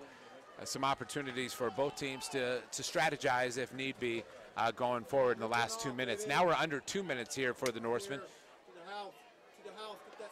They'll throw underneath. That's a completed pass. And Brian Madriz will pull that in for about a gain of 5 yards for the Norsemen. Good pitch and good catch. Got to get the ball in the hands of one of your playmakers. Madriz has done good stuff for you so far. So that's a good play on first down. Got to keep an eye on the clock. You're down to 1:35. So second down. Clock moving under a minute and a half now here. Ball on the 48-yard of the Falcons. 3 receivers to the left of Dolan. And Shemke in the backfield for the Norsemen. And that is Bozzi to the bottom of your screen. They'll throw to Bozzi, Bunder. Catch out of bounds. First down for the Norsemen. Looks like it's good enough for a first down. McGoldrick on the stop for the Falcons. 108 left, John. You still got 3 timeouts. They can't at this point be shy about using them. Use the timeouts to stop the clock to try to get some points before half. And they will use that timeout, 2 remaining now for the Norsemen, 108. So, Hutch, if you go into your mind's DVR of this game, yes, what kind of plays would you be looking for here if you were calling them here for the Norsemen? If I'm calling for the Norsemen, you've not had much sustained success. I don't know, man. You got to find a way to get your run game going. If you don't get your run game going, you're going to drop back and throw it 45 times a night, and I don't know that you want to do that. I don't think that you want to get back and throw 45 passes. Before half here, John, yeah, you got to get it up the field, but second half, you have to establish the run to be able to get those yards and use the clock to your advantage. They've given Scripps too many opportunities to try to figure out what they can do well, and Scripps is now falling into some stuff that they can work. So, Hutch, in all your extra time, what's your scouting look like for Madriz when you've been out to all these practices and watching them kick? I'm kidding. So it's awesome. We'll see if they get close enough. I'd like to see a long kick. On the extra points, he looked pretty good. I think if you get down, if you can get him to around a 20-yard line, you might be in range. That'll get you around 37-yarder. I don't know that you want to press it too much more than that, but 20 would probably be the optimal mark. 20 in. So minute 8 left to go in the second quarter. Of course, the Norsemen raced to a 16-0 lead, and the Falcons, though, got things going and cut it in half. You got to be careful of the sack, though. Looking to try to get something before the half. Scripps Ranch has been putting a lot of pressure on. Throw underneath. Bennett pulls that in. Looked like it was going to get out of his fingers, but he brought it in and be right at the little. It'll be a first down again for the Norsemen, and they'll be moving those chains. So those clocks stop as they move the chains. First down, Norseman. So got to get right up there and call that play. And now you're missing time. We're down to 55 seconds. You still got. And if you burn a timeout now, you're well, now you don't going to waste it. And Dahlin scans. He's got a man. He's got Bennett out there. Bennett in through his hands, incomplete. Bennett, though, had a great spot. Oh, he did. And it went right through his hands. He did, and that was, listen, it was fantastic coverage, and Dennis Dahlin put that one right on the money. That one was perfect. Now, Josiah Bennett is member of the Saga Network, Orange Nation TV. Of course, he can't do the broadcast because he's out there. But I'll have to give Josiah a little. You got to, no, he had that one. Little business on Monday. Yeah, give him a little business for that one. That was the one that could have been brought in. What I think is I'll walk up to him, hand him a camera, and say, "Don't drop it." Yeah. All right, so second down for the Norsemen. 42 seconds to go in the first half. 2 timeouts. Bennett to the bottom of your screen. 3 receivers to the top. Madriz in the mix as well. Dahlin to pass underneath. That is complete to Bozzi. Bozzi turns back around, and that will be good enough for another first down for the Norsemen. Stop that clock, move the chains. 2 timeouts remain for the Norsemen. And they're right back up to the line. We'll see if they burn any time here, if they have that play ready to go. Of course, everything being signaled in from the sidelines. Great throw and great catch right there. And great job by Bozzi getting yards after the catch. Losing time. For a miraculously clear stream. Come on, man. Pick up the pace. Got him! God! And that will be incomplete.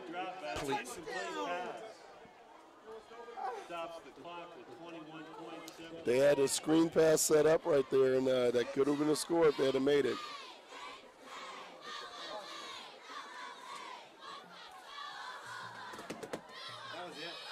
All right, so second down, and really the downs at this point don't matter as much as the time. There's 21 seconds, and you have to call a timeout here, which kind of stinks, but hopefully you talk it over. That'll relieve 1 timeout left for the Norsemen. Yeah, that's interesting. Yeah.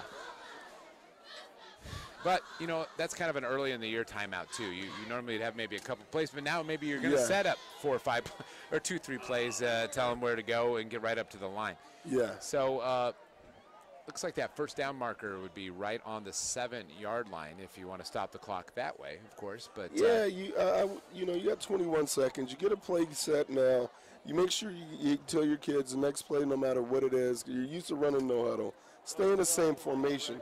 They get themselves in trouble when they start flipping receivers, changing formation. You can get 2 plays off without using the timeout, or save your timeout to set yourself.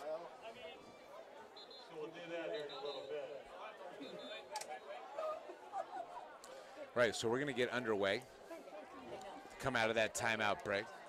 It'll also be interesting if Scripps keeps that pressure that they had brought successfully at times up the middle. They have been bringing pressure pretty good. Now, the linebackers are vacating is why that screen pass is wide open. The middle of the field's open.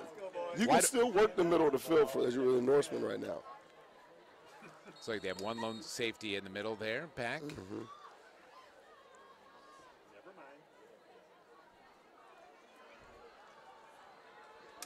Dahlin's got that pressure up the middle, and they got him. So the Norsemen are going to have to burn their last time out. That'll leave them with nothing. But look who led the way there, number 75, Dylan Hessenflow. Now, there was a couple other guys on that play.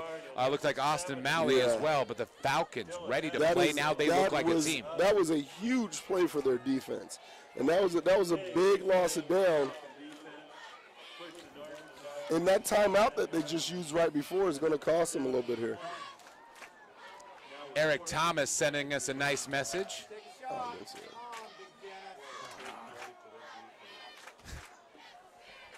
Thanks, Coach. We appreciate that. Of course, Eric Thomas joins us on basketball streams and says it looks pretty darn good. Some compliments on the sound as well. Once we have a soundboard next week, it could be even better. Right now, we're running the audio through actually another camera. So if you know anything about streaming or headset mics, that's fairly non-traditional. I might make a YouTube tutorial on that. Okay, 14 seconds left, 3rd down and 20, ball on the 34. And it'll be interesting if they get a completed pass in bounds, if they can hustle up to the line. Now we're under 10 now. He lets it go for the end zone. And that'll be picked off in the end zone. The Scripps Ranch Falcons will turn the Norsemen away with 6.5 seconds. Tell you what, that's you may say in the grand scheme of things not huge, but I'll tell you what, great play by the Falcons. No, that's absolutely huge, John. For Scripps Ranch, to come back after the Norsemen being on the 14-yard line and then not give up points. Well, that was huge. But I yeah, mean, yeah. I mean, Dolan letting it up for grabs, and I totally understand that. No, and that's not it. It's, look, he's trying to make a play. That's what he's doing. But the fact that the Norsemen did not come up with points there is really meaningful for the game because it's still only a one-score game. Yep. That's really meaningful. So if I were to take a guess, the Falcons will take a knee here, take it to half. Oh, for sure. And we'll leave the cameras open so you can enjoy the halftime performances. But I'll tell you what, I got to catch my breath. It's been a busy day. Yeah, it's kind of amazing how you got two different ball games in the first and second quarter. I'm excited for the second half, Hutch. I am too. I'm reinvigorated. I am too, because it was looking really bad early. And this is going to be interesting. And they will take a knee. Smart move there by the Falcons. And I'll tell you what, can't even say tale of two quarters because the Falcons woke up at about 4 minutes ago. For sure. And they look sharp. It's 16-8. The Norsemen hanging on to a lead, but the Falcons look like they're going to bring plenty of action in the second half.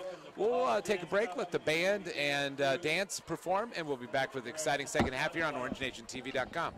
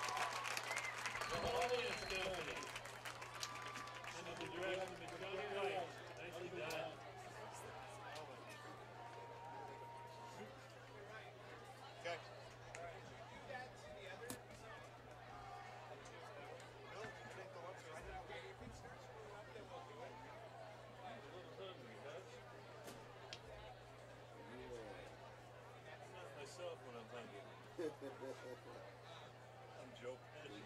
Go get yourself a Snickers.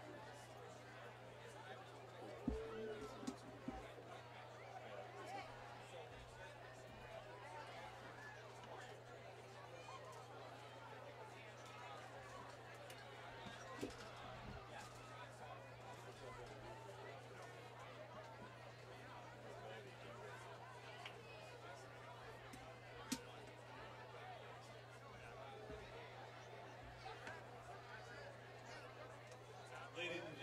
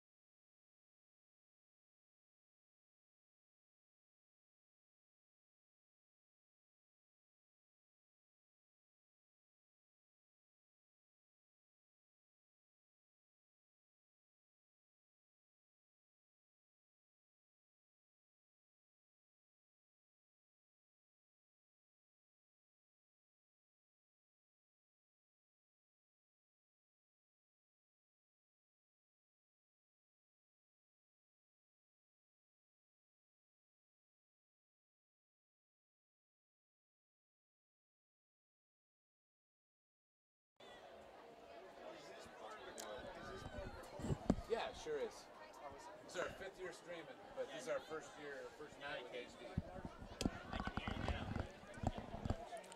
All right, so we are back, and we're back to glitchiness. If we can maybe find one camera, that's not too bad.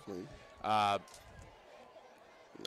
And there's some other changes, too. We'd fix some of the glitchiness. We'll try to keep messing with that. But we have a chain crew change. They're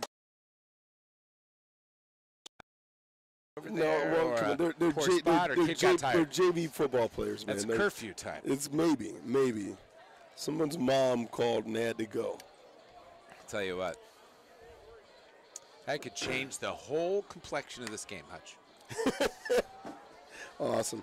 Hey, John was looking around and kicking around ScoreStream, which is a nice app, and I'll throw him a little plug here. Yeah, but Ramon Scott running the ScoreStream. All right, so he's got some scores up. I got a score out of the Imperial Valley. Steel Canyon made the drive out to Brawley, and they're up 14-7. Going into halftime. Now, when you drive out there, is there financial incentive or free trip through Burger King or something? Not really. You go because that's a game and they're part of the county section. Yeah, that's nice. That's a long drive for a game. Honestly, but if you're Valhalla, you're Steel Canyon, you're Grossmont, it's hard to schedule games because guys around here who might play you, but they know that you're better than them. Yeah, they're not going to come out there. They're not going to come out. So you have to find applicable teams to get on your schedule. So so Steele's out there doing good in Brawley. There's a couple other local ones. Let's see, Mount Miguel's down at halftime to Morse.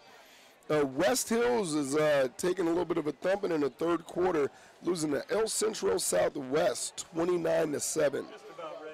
El Cap, Madison's on them 40-0 at halftime. Yeah, that was a tough one. That's I don't know. Was that scheduled the state championship run or? No, that's a schedule like. Madison needed a game, and El Cap couldn't find anybody else, so they had to just suck it up. And then also Grossmont down to Bishops, 22-7, third quarter, which is pretty fascinating. Yeah, because Bishops small school with the Division I quarterback. Okay, legit Division I quarterback. So that's what they got going over there. All right, so we're underway now. Another short pooch kick fielded by the Norseman. Actually, it'll go out of bounds. Smart move there by whatever Norseman that was to let it go out of bounds. Mm-hmm. Well, hopefully Coach Bussey's got it together with these guys, and they had those big conversations at halftime. You got to get more out of the offense here in the second half.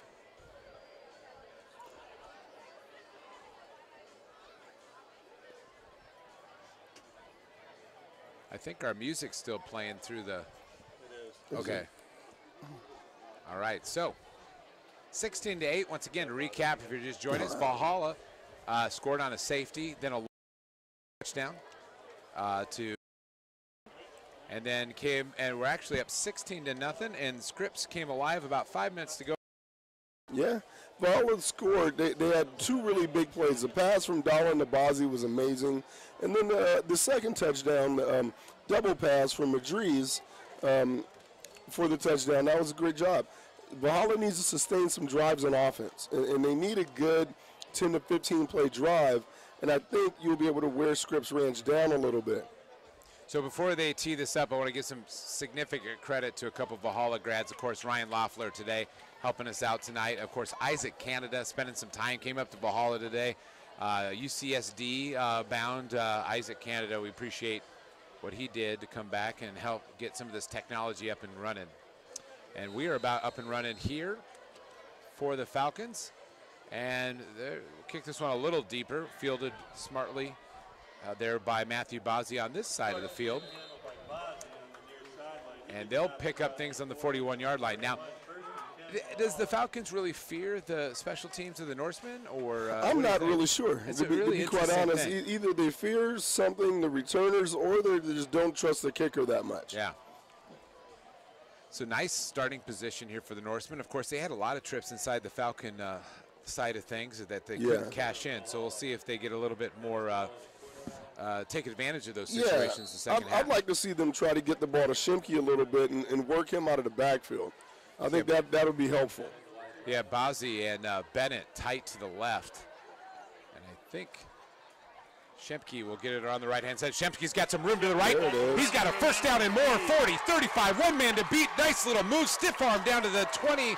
yard line, inside the 20-yard line, and that is speed, and that's a smart play. You might have worked on a half. They went with the tight end and fullback, and they leveraged him on the edge, and you got a quick kid back there, and he was able to take advantage. Now, if the Falcons, you go into halftime with all that momentum, and Northern come out and punch him right in the face. Well, and that's the thing. You have to do that. You got to establish a run, and you got to punch people. So big first down for the Norsemen, probably the most life we've seen out of this offense in quite some time. Oh, for sure. So and you want to be able to sustain it. So you have Dylan, Marsh, and Shemke in the backfield with Dolan. They'll hand off to Shemke again, and he's met at the line, and he actually drives that defender down, but way to come up and make a play for the Falcons. And waiting on a number as he's slow to get up. That's number 5. That is Reese Barnhill, who's also been a top-notch running back tonight for the Falcons. He has been a good running back for them. And again, Valhalla's in their heavy package. They have McNish Hyder at tight end, and they put 2 of their bigger, more physical guys. And they're doing that to try to establish a run game and to be physical. I think it's a smart move. All right, so second down here in 6. Ball on that 15-yard line. They'll go back to the run again, and not a lot of yards there as early contact made there by, I'll tell you what, he is fun to watch, and that is Dylan Hessenflow, number 75, came in and made a play. He's a big kid. He's fast, too. He's pretty quick. And their coach gave all their preseason reports and said he's being recruited by many colleges, so you can see that he can play. Getting a little interesting color variation between our quarterbacks, between our cameras as I look at the preview monitor. We got a couple different orange colors out there for us. Big third down play here for the Norsemen. You're in field goal range. You got to be careful. The last time you were this close, you took a sack. You don't want to take a sack and get out of field goal range here. And he'll roll. He'll throw underneath, and that will be incomplete as he is pressured and knocked down. Nice play there by Graydon Krieger. Yeah, and good defense on that play. Good job by Dennis Dolan. He came off the bootleg. He thought he had the receiver. Pressure got to him, and he was able to get rid of the ball and not take the loss. That was big. All right, you got Brian Madriz teeing it up from the 20-yard line. So Brian Madriz, first field goal attempt of the season for him. He's got gold shoes. So we know that kickers with gold shoes typically have a pretty good track record around here. He's a lefty. Bennett with the hold. The kick is up, and that looks good from here, and it is. So 19-8 with 10:04 in the third quarter. Valhalla gets some points on the board in their opening drive, second half. And that's a really good opening drive. You got a good 5-6 play drive. You had a huge run by Shimke. That's good, solid football. And as much as they were on the board and were winning in the first half, John, that was their best drive of the game.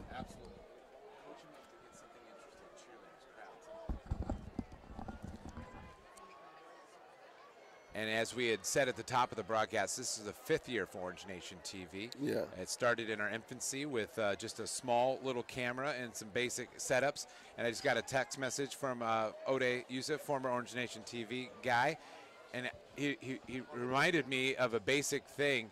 We used to actually have to take the streams and they would crash, set up a whole nother event, it would crash. And so there would be like 6 links at the end of the game that you'd have to piece together if you actually wanted to watch the whole thing. So we've come a long ways. So they'll tee it up. Madriz kicking off for the Norseman, and he boots that one deep. Man, that leg looked very strong. Go, man. And he took it into the end zone, and that will be a touchback for the Falcons. Madrid's looking pretty solid with that leg. You know what? He's actually played a pretty good game. He's got a touchdown pass from the slot. He's caught a couple balls, and the field goal was fantastic, and 2 kickoffs in the end zone. Now, which will be interesting to see is how Scripps Ranch comes out on offense. They had some success their last drive and a half in the first half. See what they come out doing in this half. I would keep eyes on number 8. Number 8 for Scripps Ranch, Keith Davis. He had a fantastic first half. Pressure, he gets out of that. Nice move. He will get about a yard or 2, but I'll tell you what, Daniel Cox, the quarterback for Scripps Ranch, has shown some craftiness to get away from some attacks. Yeah. Decent arm, and interesting to watch his talent unfold as the game progresses. Falcons, second down, 8. Oh, it's right here. So he did manage to get 3.5 yards there, and that will be second down for him. Yeah, that's on. Someday, Hutch. Hold on, there's a pass, and that's complete. Goes right back to the guy you were talking about. Nice job there by Keith Davis pulling that in. Yes. Of course, didn't get much on the reception. What I was going to say is someday it would be cool to have like a really easy setup and just see how good we could be. See how good we could be, yes. We're like Olympic track runners with 800-pound weights on because we're trying to fix equipment as we go. John, you've done a fantastic job, by the way, my man.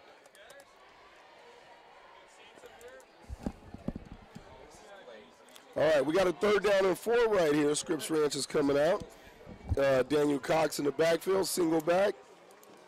Comes up to a sort of a short slot.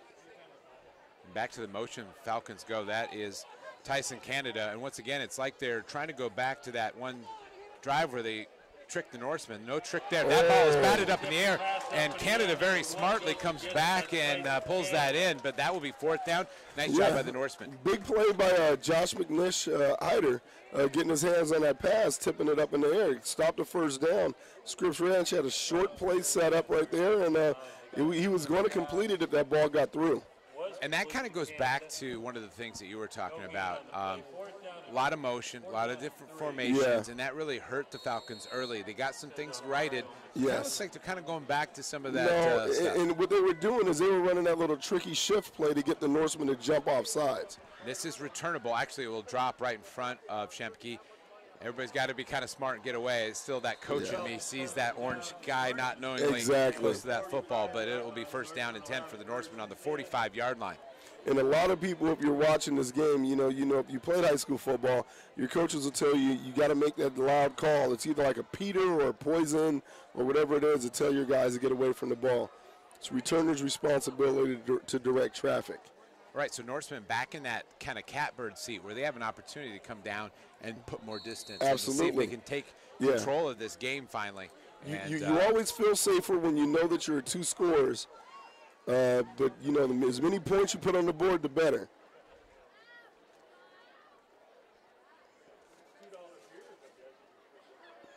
And this will be a run. And the runs up the middle have been 0 to none. Outside is really where the Norsemen have excelled tonight. They've been able to leverage them and get to the edge.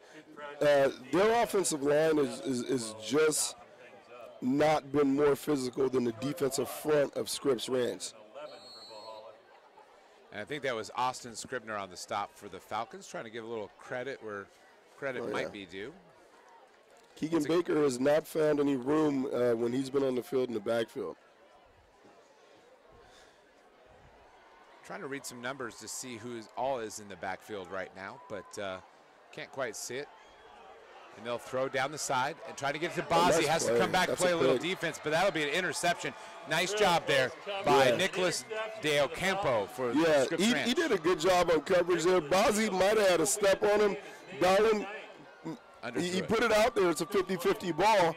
And unfortunately, Scripps Ranch, he made a great play on the ball. And the interesting thing is when Scripps scored their last touchdown, their guys made that 50-50 ball catch. Scripps just made this 50-50 ball catch here too. And that's a very, it was a nice cutaway shot that we had there of our student section going from happy to very sad. Very sad in a very way. quick amount of time. And again, you know, it's always good to watch good football, John, and it's good to see Scripps kind of get their footing a little bit. Well, we've sat here in a lot of season openers, and they haven't always been that much fun to watch. For sure. It was sloppy at times, but there's been some real good parts of it. Yeah. 19-8, 6:58 to go, 3rd quarter Valhalla opener, and we're going to get a stop and play here, and it'll be a timeout, a burned one early here for the Falcons, and they'll have to talk things over. Oh, for sure. And again, you have to say the pregame billing of the Valhalla defense coming in playing well. You've seen the Valhalla defense play well. You know that Daniel Hyder McNish is a fantastic player. He's made some pretty good plays. 2 sacks, 1 pass knocked down. you know, again, the lack of consistency on offense is something they have to work on. But it's been a pretty entertaining football game. And if you look at the two offenses, you're sitting there trying to figure out what they're good at. And there are some things, but what they're not as proficient at is fairly glaring. Oh, no. Right now. They're both still finding themselves. And for some of those guys, it might take 2 or 3 games for them to truly find themselves. Showing you a little of their fall field show. A work in progress. First and 10. Scripps Ranch. He has no idea. Oh, that's cute. That is cute. Nice toss across the middle. That's Sean Fields. Sean Fields cuts upfield, 45, He running out of and gas. stiff arms at the 43-yard line. Sean Fields showing some quickness there. Nice arm there by Daniel Cox to get him the ball across the middle. Look, that is a coaching call right there, John. He's noticed, the Scripps Ranch coach noticed that the Valhalla safeties were playing wide, and they went to, there's like a quick pop pass right down the middle, and Fields did a great job. We kind of questioned him running out of bounds at the end, but he did a great job. Maybe he ran out of gas. He might have been tired. Maybe. And that's one that the Valhalla defense could be able to work on when they see it on film. All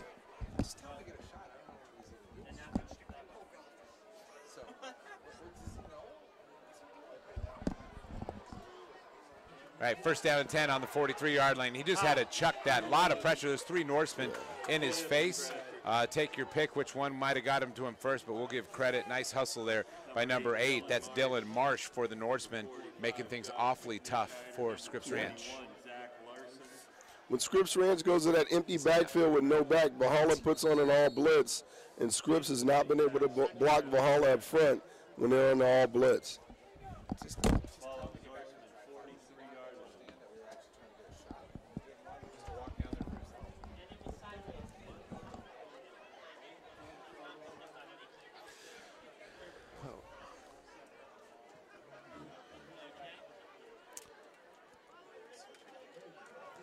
So now a handoff to the same young man who had a nice catch a couple plays ago. Sean Fields getting a couple yards there for the Falcons. Yeah. Getting interesting. Leave yourself with a 3rd and 9. 3rd and 9, so.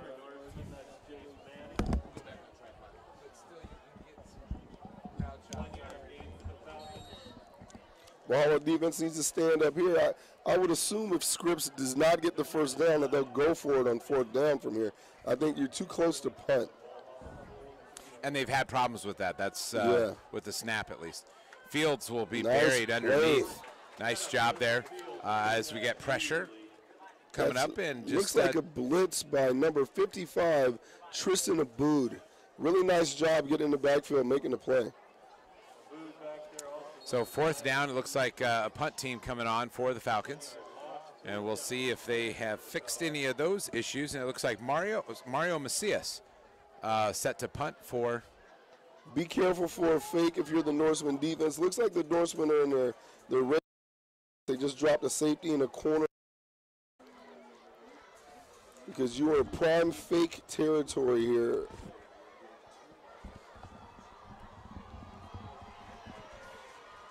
Oh, no. And that is huge for the Falcons.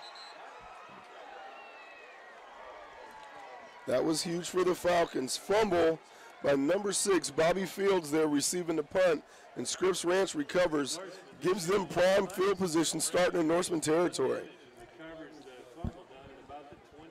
Wow, I'll tell you what, we questioned them punting, and maybe they know first game it's rolling the dice, right? It is rolling. You are rolling the dice. Hey, and let's face it, Norsemen struggle a little bit on punt returns in years past where they're not fielding punts and not getting positive yards. Yes. But that was the absolute worst outcome you could imagine. Oh, yeah, you can't do that. And the kid trying to make a play, and he muffed the punt. And football happens. And it's a lot harder catching that punt than anybody would ever imagine unless you've done it. Tuck it up and run, or pick it up and run, rather, and he's got a nice piece of real estate as he's pushed out of bounds by Marsh. Yeah, just outside the 10-yard line.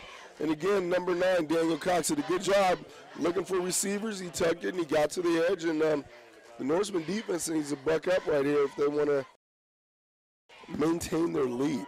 So Daniel pick it up and run. Then he had to run over to the coach and get a play. Line. He's going to be tired. Double conditioning there for number 9. Off on this one.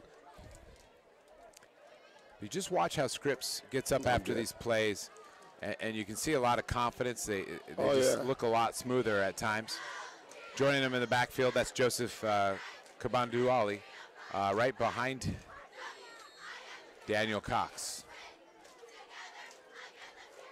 He'll pressure again, and he'll throw that up, and almost a nice catch. At him too. There was a couple things going on there, and they're going at Bobby Fields a little bit, and he just fell down, but unfortunately for the Falcons, he couldn't hold on to the ball. Absolutely. Joseph Kambanai, he was open, and he actually high-pointed the ball. He just didn't bring it down. Interesting, he was coming out of the backfield. They had those 3 receivers to the left, and then the pressure, I think, forced Cox to go away from his initial look. Absolutely. McNish Hyder got in the backfield and forced him to move and run, and forced the tough pass. So 2nd down and 10.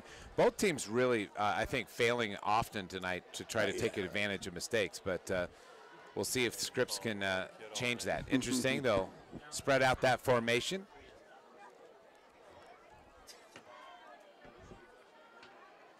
Dude, this kid. Cox showing some versatility there and throws underneath, and that is in for a touchdown. The Falcons on the board after the muff punt. And it looked like everybody's ready to give up on that play except for Cox and his receiver. Yes, that was an amazing play. He threw a ball that most coaches would close their eyes when he throws that one across his body in the middle of the field. And unbelievable. That's a great catch and score. And really sorry we didn't have the number on that reception. I believe.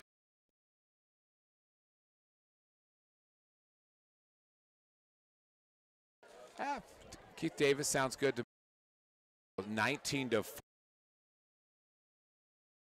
Going for 2. And the chart says go, and they're going to go for 2. Pressure, throws underneath, and broken up that time by number 9, Ethan Furkic. This kid, Daniel, running for his life. Ben Roethlisberger out there getting away from defenders, making passes. But we have a close football game here in the 3rd quarter. Well, they gave us everything we wanted.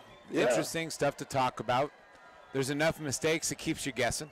Yeah. And both teams trying to figure themselves out. Norsemen have to be careful here on this drive. They need to have a sustained drive. Try to get the ball back to Shimke and see if you can get him on the outside, try to do something. Yeah, absolutely.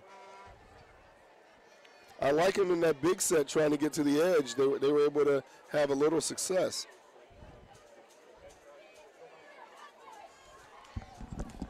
Norseman sent Shimke, Worthy, and Cole Lewis back to receive the kickoff.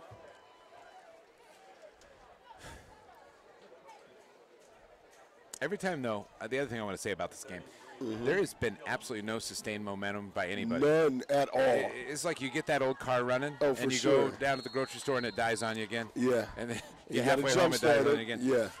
And another interesting kickoff, and fielded again by Valhalla, seemed to have figured that one out. That was another job done well by Matthew Bazzi. I don't understand. You can't give people field position at the 40-yard line. Let the kid kick the ball. They must have the most elaborate scouting special teams. It's either that or, sometimes some people try to do just a little bit too much. Well, and one of the great fears in any sport or any level of football is to kick short or kick long and have short coverage. Yes. And let that guy have a head of steam, and maybe they see something there in Valhalla that we haven't seen. But anyway, Valhalla will have another nice starting position. Hey, they need Dennis Dolan to have a good drive here. And they'll pitch to Shemke. Shemke going back to the run. Yards on that first carry. That's good. A very successful first down play. He was able to get to the edge. They got good blocking there on the edge on the corner, and he was able to get out into space. It's a nice 1st and 5. Runs.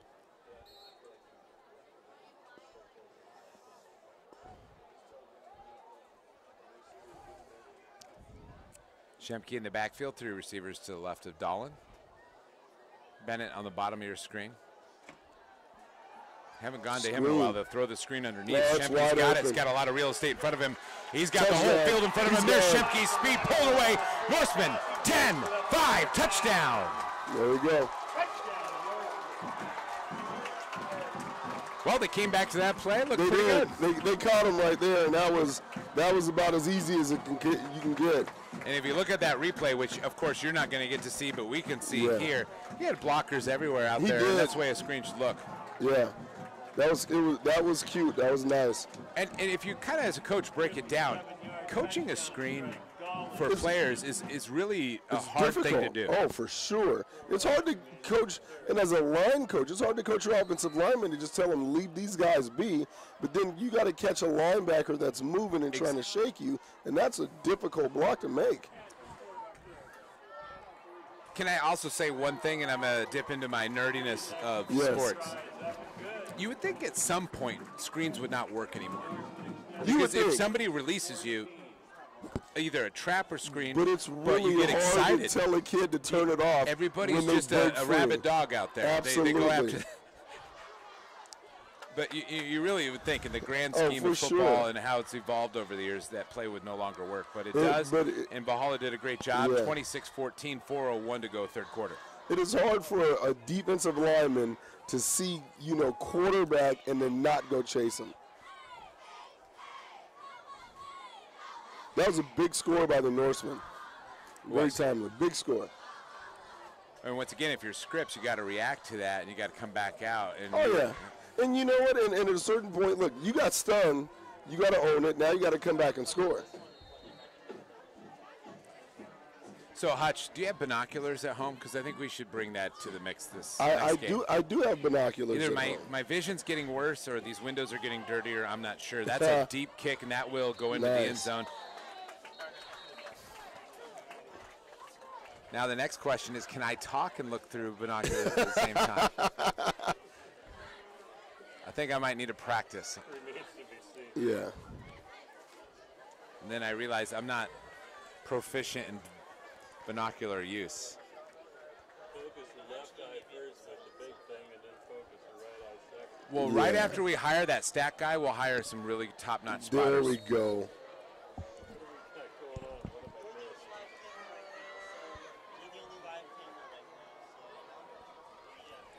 All right, here we go. Defense needs to come out. Now you need to get a stop. Don't let these guys score. And they'll throw to their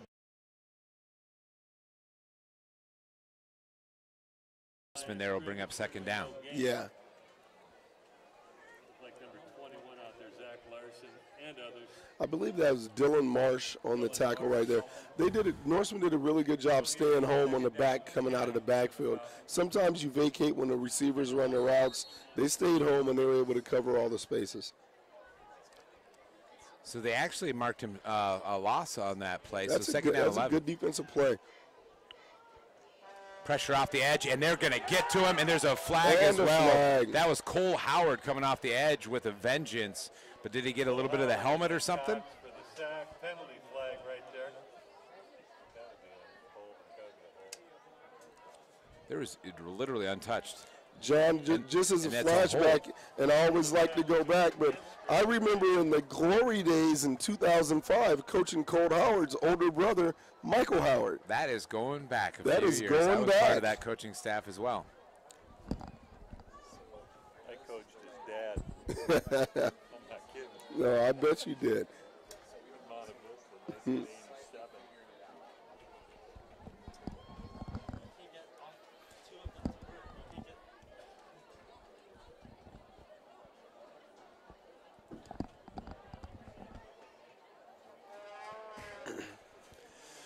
Big third and long play here for the Norsemen. And if you're Scripps, you just don't want to make a mistake. No, don't want to give up a cheapie. And there it is Yeah, up off the grass. He picks it up. He throws. He's Oh, got wow. a guy out there, just could not catch up. That was Tyson Canada out there, but that was pretty disastrous from the get-go for the No, Falcons. but Daniel Cox is making the game kind of interesting right now. Yeah. Because he's out there. He's kind of. That snap looked like it bounced before it got He's to kind him. of Brett Favre it just a little bit. He's winging it and just doing stuff. All right, once again, we're coaching up kids. You got to realize, too, and I didn't make this clear, all of our camera people tonight have never, ever run a camera in a football game before. They're doing a good job. And that's a punt that will hang up there and take a Scripps Ranch bounce, but picked up by Shemke. He's got room around the left-hand side. He's got blockers out front. Oh, his money. He's got one guy. It's the punter, and he easily makes that move. And that is a touchdown for the Norsemen. And I also want to give some credit and restraint to, there was a Norseman out there that you've coached enough to know that for sure. you want to pop that guy, but he was smart and he knew that he not to do it. He shielded him right there at the goal line, which was huge. And I'm looking for a number on that kid because he needs some credit because I believe that was Dylan Marsh right there at the end. Yeah, and you could tell he did what he had to do. That was Dylan Marsh out there, and he restrained himself from popping the punter. For sure. So that is another play, and as those gates have opened up ever so much, 32-14, 2:57 third quarter, trying to add another point to a brilliant couple of big plays here in the third quarter for the Norsemen. Couple of big plays, and they needed them, and it's you need those plays because you could have had them early, but you didn't take advantage. But it's nice to kind of get it fixed before the game's over. So 33-14, 2:57 to go.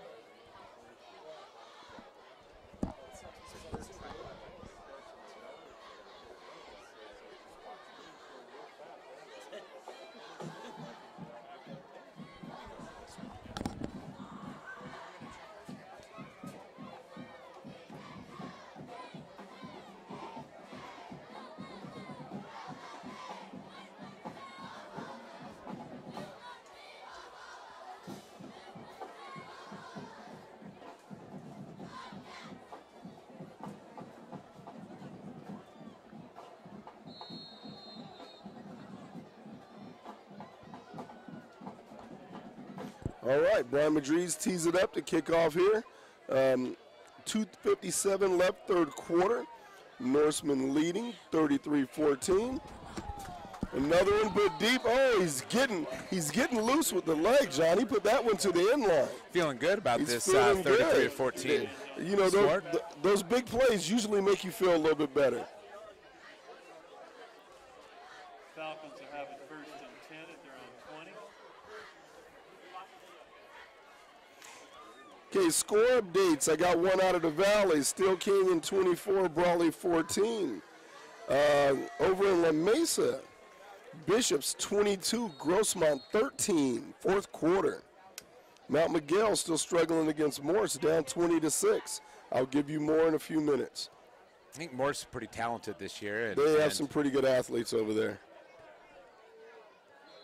And I'll tell you what, I know we're giving a little bit of publicity already, but EastCountySports.com, Ramon Scott and Dave Dickens both calling Morse to win that game, and it's kind of shaping up the way they had called it. Oh, absolutely. Once again, we're still actively working on those cameras. Granite Hills down San Pasquale 45-7. Now that was not expected. That was not expected, and Granite Hills, it's a rough start for your first game of the season. All right, pass is out of the reach as he tried to target Keith Davis, who's been very active tonight.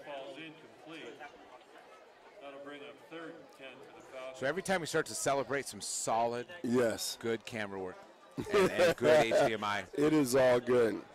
We get a curveball. Another East County score, Monta Vista, fourth quarter winning against Mar Vista 21-7. Other local scores, Helix beats a team out of Utah 35-0. And El Cap unfortunately had Madison and did not end up good. And they'll toss underneath, up for grabs, and goes to that tight end. Big hit on the other side. But Matthew Tolliver great just catch, grabbing it. Good throw. There were three receivers in the exact same spot. There had to be a mistake there somewhere. That's a great catch. And I think it was Ty Shemke with a pretty healthy. Up and he put his pads on him pretty good. But you've been calling for that guy all night to get a look. Yeah, give him the ball. That's a big kid, man.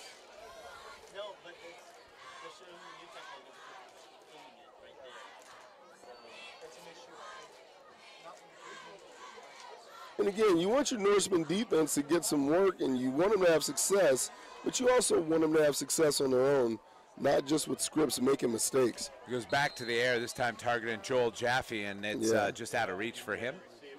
And the Norsemen are going to get tested in the next few weeks. They got a couple of tough. You got Otay Ranch on the schedule, I believe, next, and that's not going to be an easy game.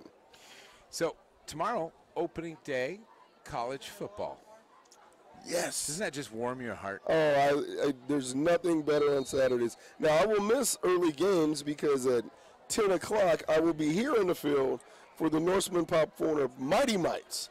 And we got 8-year-olds playing football first thing tomorrow morning.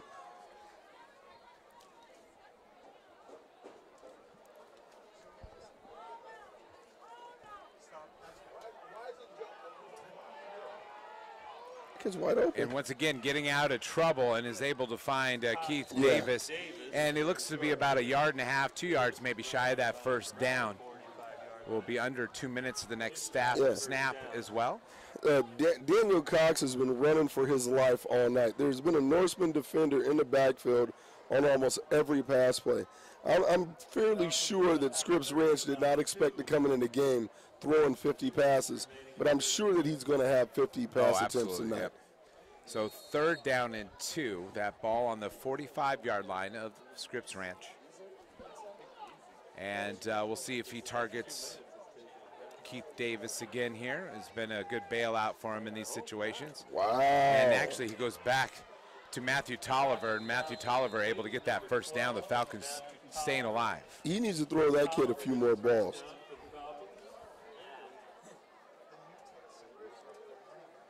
Gets it into Northern territory on the 49-yard line.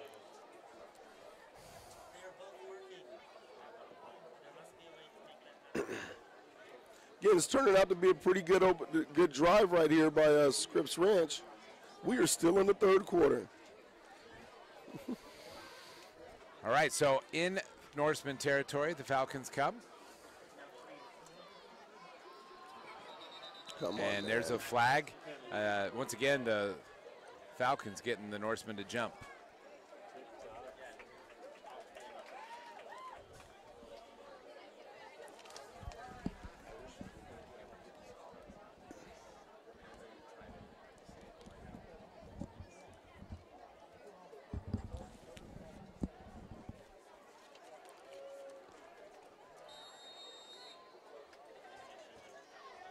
After the penalty, Scripps. All right, so 1st and 5.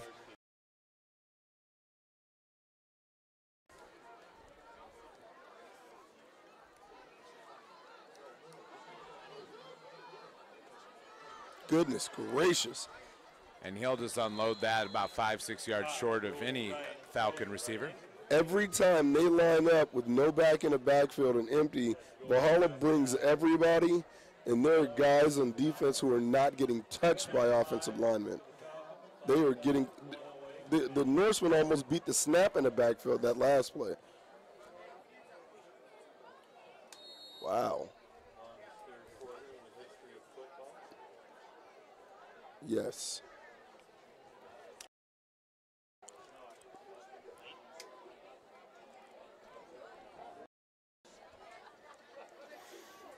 After the 3 yards for the Falcons, they'll go back to the run. They got a little bit more room this time. He'll be nice job by Reese Barnhill. That was a very nice job by Reese Barnhill. Made first tackle, lean forward. He's about a yard short of the first down.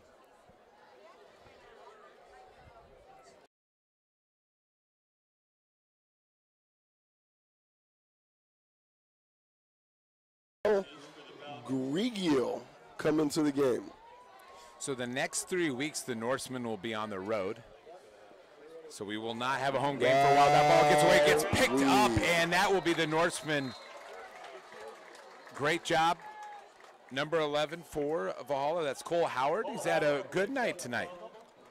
They fumbled the snap running a quarterback sneak. How many times now have we seen some sort of miscue on a snap? 4 or 5 times? That's about as bad as they come right there.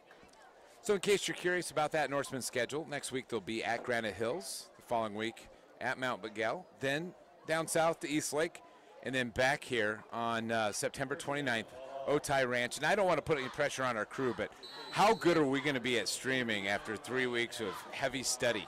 That's good. No, I will tell you, the schedule actually is going to line up in your favor with your next 2 games being Granite Hills and Mount Miguel. With both of those teams struggling tonight, it's not that those teams are going to come into that game super confident. Sure.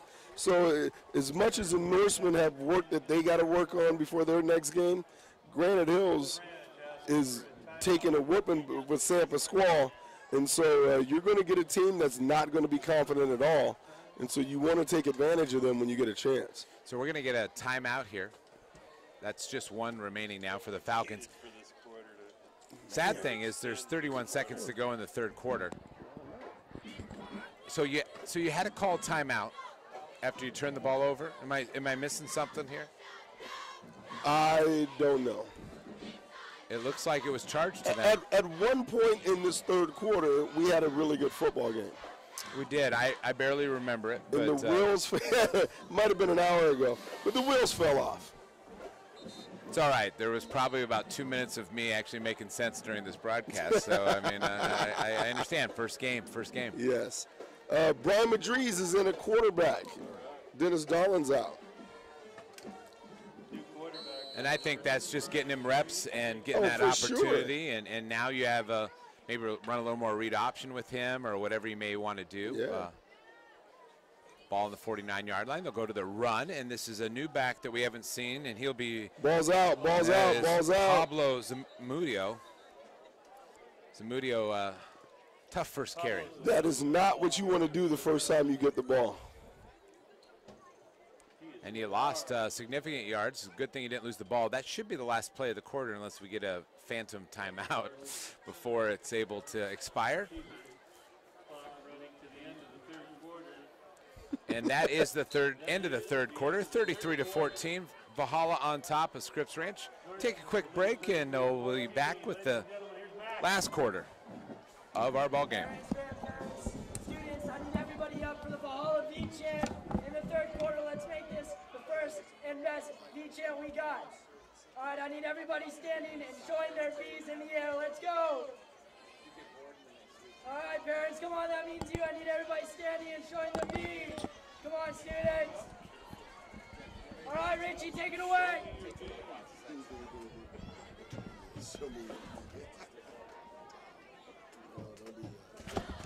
Of course, this is the V cheer that we started last year. Crowd gets behind this, and it's pretty cool.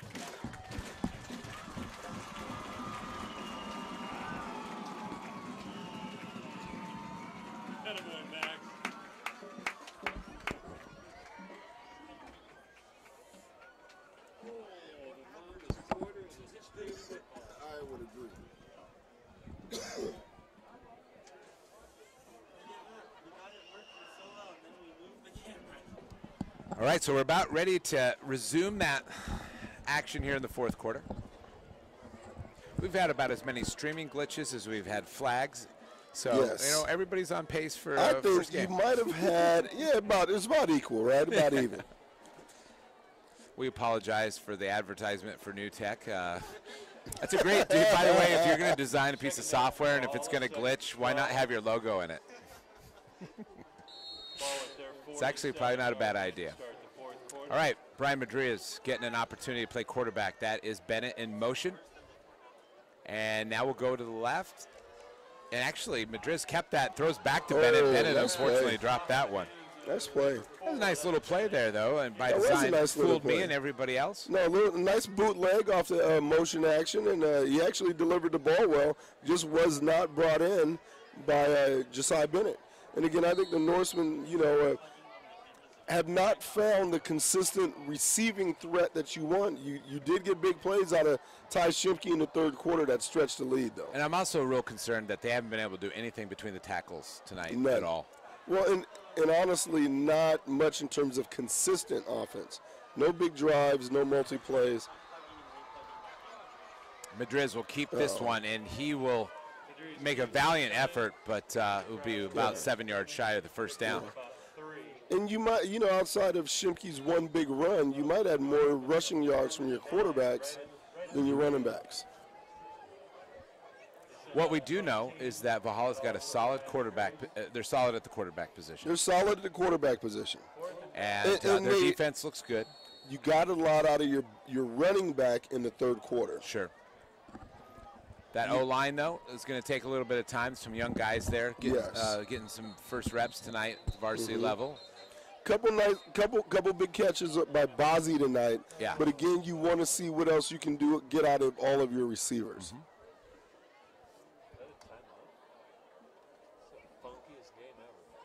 Yeah, that's true. You have a napkin. And this will be a timeout by Valhalla. So we'll see what they do coming out of the timeout. Swinging gate. Hutch, here you go. Swinging gate. For fourth down. Swinging gate. Yes. They changed some personnel, actually. A couple guys came in, or a couple different numbers. So I don't know if they just weren't set up for that punt or what. But they will get to punt now from the 49-yard line. 11-17 to go fourth quarter.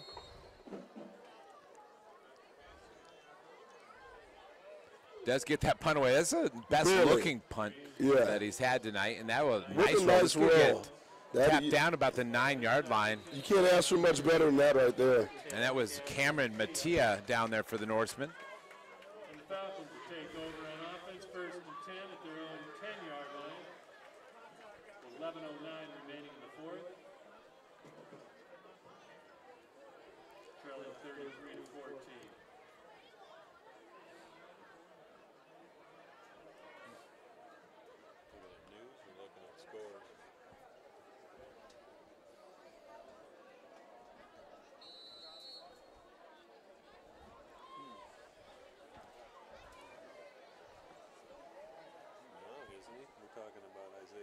All right, so first down for Scripps from their own 10-yard line. Still a lot of football to be played if they could catch fire and get some momentum, but not a lot to be gained there. Yeah, we'll give all the kids and the coaches a lot of credit, though, in this aspect, John. It started getting really chippy in the first quarter, and we've had a fairly clean game. Yeah, absolutely. It's Even a really though good point, there's a lot of penalties, but the penalties are motion penalties, offside things, but not the 15-yard line, 15-yard like out of control penalties. Yep. They've cleaned that up, and so you got to give the coaches credit for making sure that the players, brought it back together.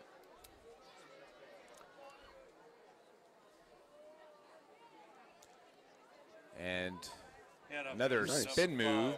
Maybe Reese Barnhill got a few yards out of that. It'll bring up third down. Another really good play by 55, Tristan Aboud. Did a good job of getting out in front because Barnhill looked like he had something going over there.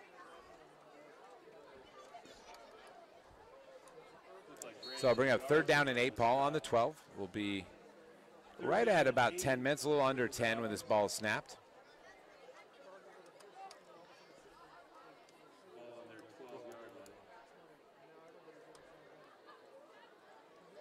And that was darn near close. I'll tell you what, number 26, that's Caleb Clenenden, really had designs on picking that one off. He did, but I'll tell you, if Keith Davis would have got his hands on that one and caught it, he's gone. Yeah. Because he's right inside the Clenenden going for the ball, and he wouldn't have been able to stop him.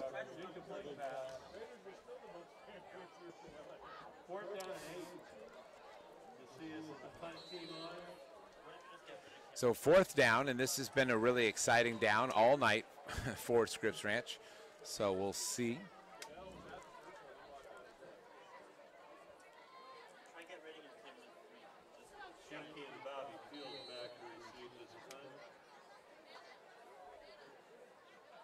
And it's not snowing here in Rancho, folks. It's just some more glitches.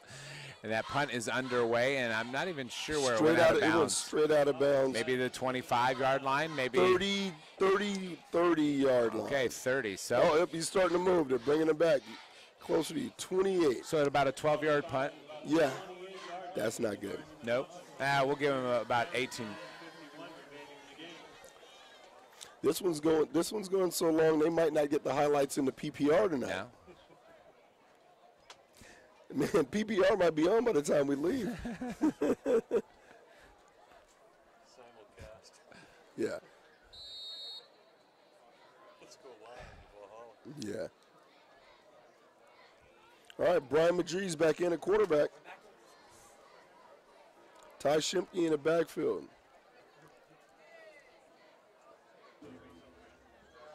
And Madriz will keep this. Gets around defender to the left side, picks about 3.5, 4 yards. Yeah, he read it. He saw something that wasn't there right there. So he actually threw for a touchdown in the first quarter. He did. Out of a different position than he's playing now, that's for sure. But once again, you can talk a little bit about that, but that gives Valhalla just a different look than most teams for sure. have. And he's a dynamic athlete, and so you're going to want him on the field, even if he's not playing quarterback. You get a twofer if you can have him and Dolan on the field at the same time.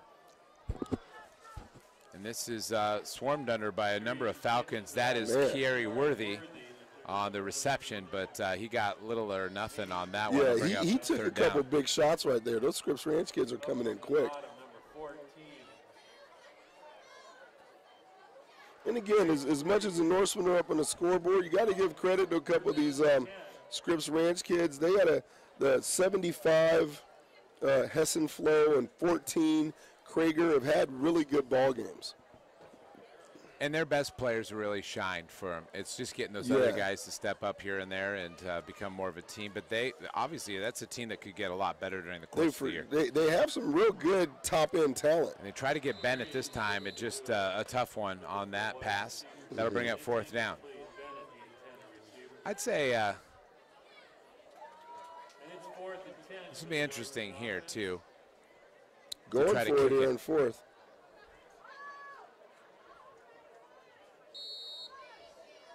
And they'll run a play here. The reason why I said that is, you maybe want a game situation, long field goal, up this much. Oh, yeah. But sure, why don't you let them run another play from scrimmage? That's good too. Yes. Madriz to pass, got pressure coming.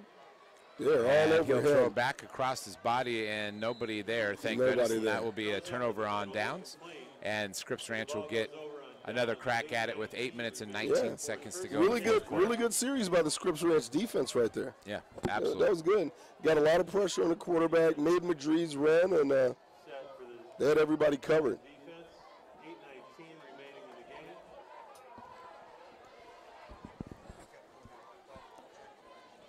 It's times like this, John, where I miss the good old wing tee. Yeah.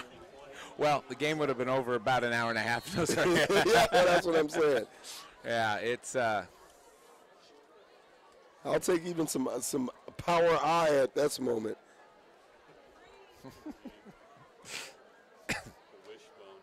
I need a tight end and some fullbacks and that was all kinds of weird. There's no flag on. There's the flag. Oh, they threw it down.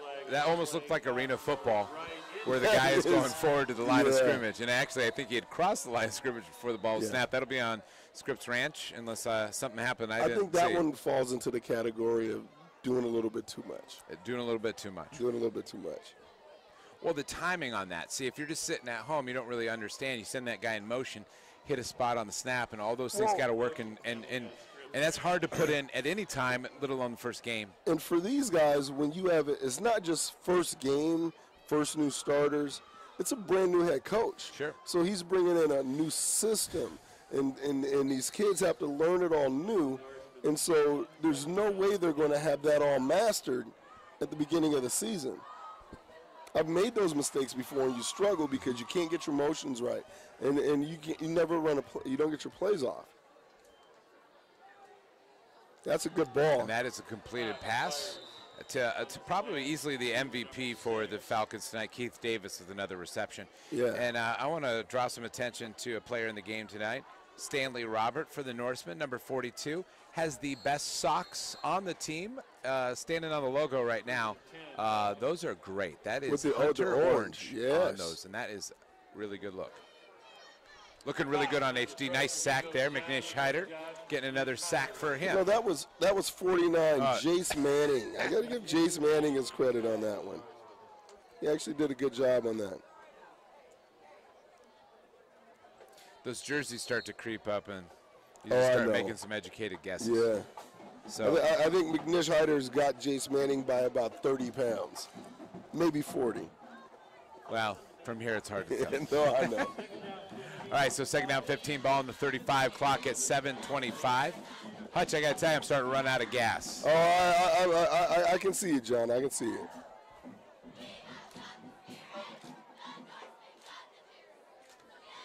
Completed pass, and they'll bring him down to the original line of scrimmage. They'll bring up third down and 10 for the Falcons.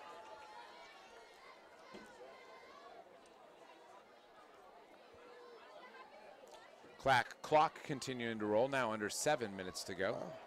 Got a score out of the Valley. Final, Steel Canyon beat Brawley 24-20. Well, good Looks job like for the they made it a Cougars. game. Third down 9.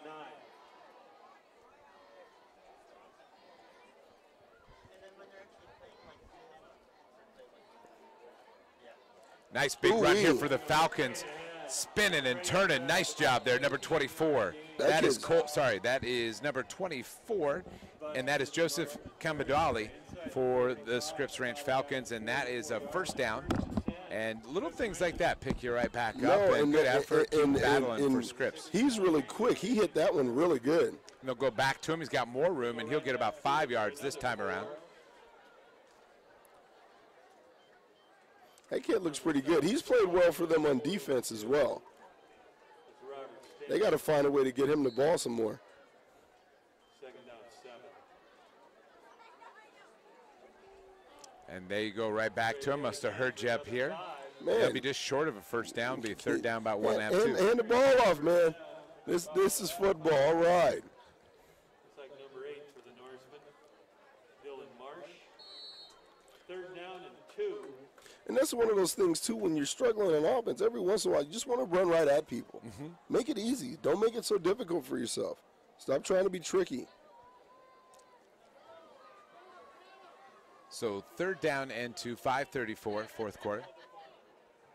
Cox rolls to his right, throws back underneath, and incomplete pass. Get the ball. Get the Had ball. Keith Davis there, the intended receiver. No dice for him, but it'll be fourth down. Pretty early, easy decision for the Scripps Easy here in this decision for situation. Scripps.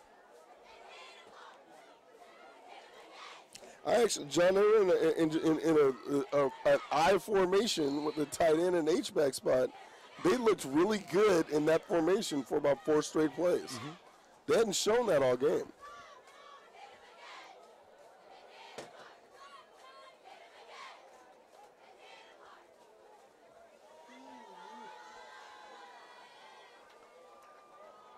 A nice catch once again by Keith Davis. A little delayed there because it was almost a pick play. I don't know if you saw that. A lot of contact before. Yes. But nice catch there. Falcons keeping it rolling. 5:20 to go fourth quarter. That's intentional, by the way. I totally understand that, but you play it off like it is. Yes.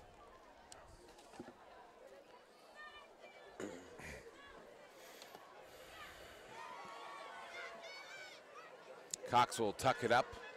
He's got a little bit of room. He makes a nice adjustment and Made a he'll couple 7 guys yards miss. or so on the scamper. Picks up about 8.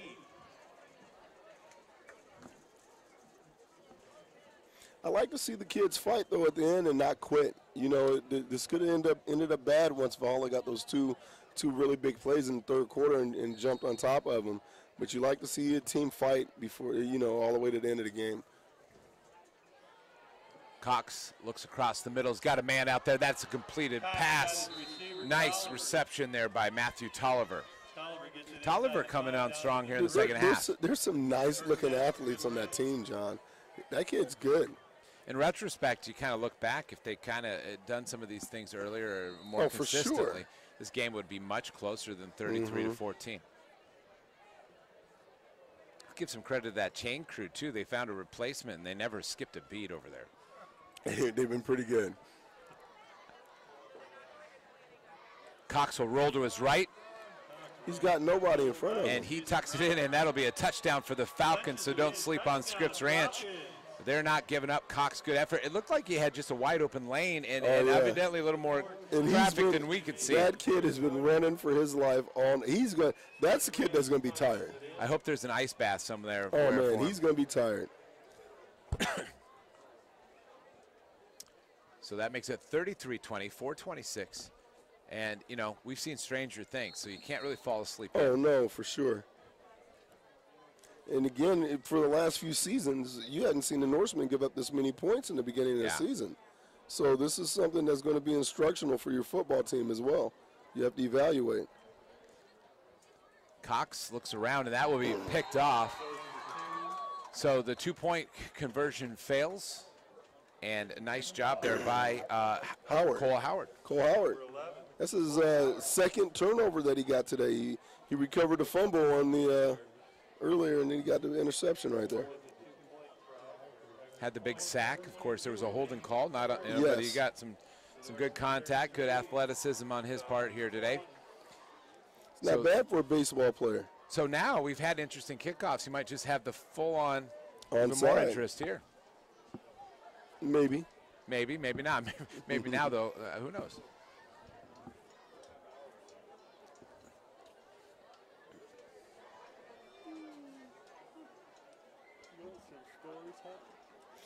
Scores: San Pasquale 52, Granite Hills 7.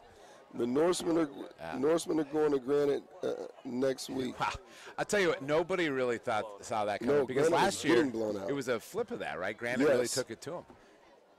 And they lost a lot over at Granite, though, returners. They have a couple lost a lot at Granite. They must have lost a lot because they got jumped on tonight. Monte Vista's winning against Mar Vista in the fourth quarter. And there's your attempt at something. It might have been an onside kick, but it's almost the same kick we've seen all night. So. Yes, it's about the same.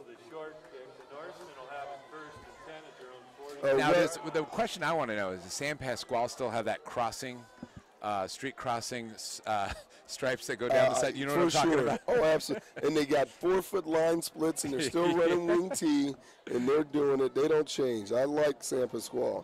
It's tradition up there. Santana was on top of Castle Park big early. El Cajon's losing to Sarah in the fourth quarter by 12. Looks like we have Waleed Shamas in at quarterback. At least I saw Waleed Shamas in the game. Actually, Madrid's still at quarterback. You saw what I saw, Tom, right? Yeah, it did look interesting, but Brian Madrid's back. And the middle, the Falcon defense is there. No gain. We still have to pack up.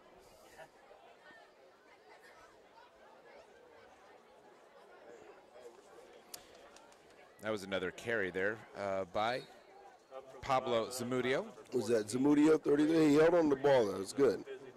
So under 4 to play, actually about 3:50 to be exact. Norsemen going to milk that clock as best they can. Try to get another win. Season opening win, I should say.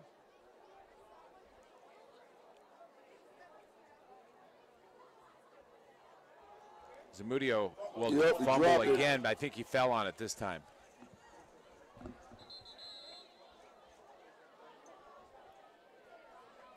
And of course, Norsemen you have to be careful and be safe with the football. They can get in your head too. Oh, for sure. You just do well in practice, and then all of a sudden. Well, as much as that even will get in the kid's head, it's going to get in your coach's head. Yeah. When you drop the ball on 2 or 3 carries, it's going to be really hard for a coach to trust to give it to you again. It's tough, too. If you just look at Zamudio, built kind of like a fire plug. Those are kind of cool running backs sometimes, you know, short and low to the ground. When you get a game like this, you want to get a kid the opportunity to run and show that he can play. And you hate to waste or not take advantage of the opportunity. This will be a handoff to the right-hand side, spinning and taking on a lot of... That was Keegan Baker. Keegan Baker, of course, the younger brother of the tackle maker. The tackle maker. Saw him at the game tonight.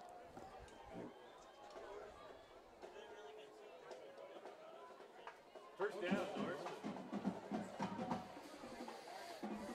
And that clock, when they wind it, will be under 2:30. Brian Madriz is in there doing a good job controlling the offense.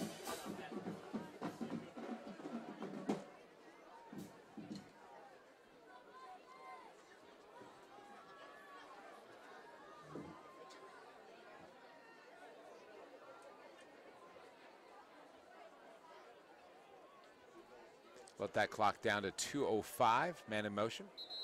And I think Come he on. may have gone a little too long. Come on. Come on.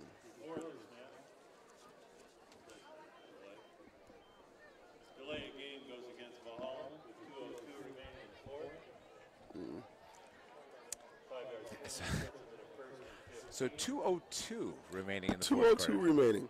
And again, you know, John, there's a lot of stuff that can get cleaned up, a lot of coaching opportunities.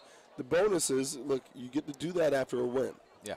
You get to do it after a win. It's much easier to do it after a win than doing it after a loss.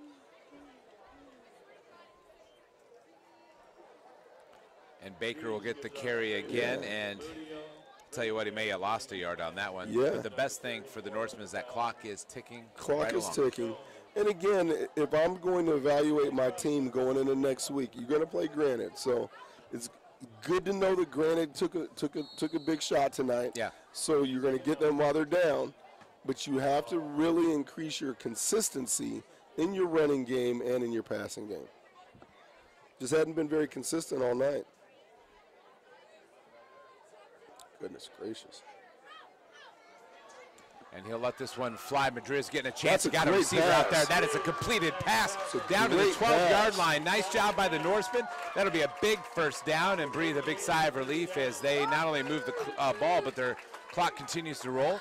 And I That's believe 18. that was Shamus, or Waleed Shamus. Maybe Connor Buckley, I believe. That was a he put that Is that ball 16? He put that Or is in that- a perfect spot. That's an amazing pass. Now, if that was Connor Buckley, interesting story about Connor Buckley. Yeah. This is his first year playing football. He's a senior. He was a cross-country guy. And scouting report on him is he is shifty and fast. All right, taking a knee or getting this one done. With John Owens for first game. I know we had a number of glitches, but the screen looks great right now I'll in tell HD. you what, that is 100% A-quality HD right there. No, but if you think about it, we've been streaming for 5 years. We have a high school student crew. Yeah. And we're streaming on equipment that Fox Sports, ESPN, same similar devices that they use. Well, and we give our players and their fans a good opportunity to, their families, to watch the games. Yeah. And even if we're a little fuzzy, you know, it's all good. Well, it's better than nothing. It's better than nothing. And you know what? And grandma's still gonna appreciate watching their grandkids Absolutely. play. And we are down to 5 seconds. That'll be the end of the ball game. So, Coach, first and foremost, Valhalla starts the season the way you want, 1-0. Yes. Who cares about the score? Nobody will remember the score in else. 3 weeks from now. But I want to ask you one thing. What is the best thing that came out of tonight other than a win for Valhalla, and what's the biggest glaring thing they got to work on? Best thing that came out was the win. Hands down, best thing that came out is that your defense did a really good job playing in the offense's backfield. What you really want to work on is that lack of consistency on offense. You had some flaws in your consistent pass game, and you never establish a run. And when you start playing better teams, you're going to have to do those things if you want to be good. Well, we thank you so much for joining us here tonight on the 5th year of broadcasting on Orange Nation TV. On behalf of the whole crew, we hope you have a fun and safe evening, and we'll see you on another broadcast and not too long here on OrangeNationTV.com. Have a fun and safe evening. All right.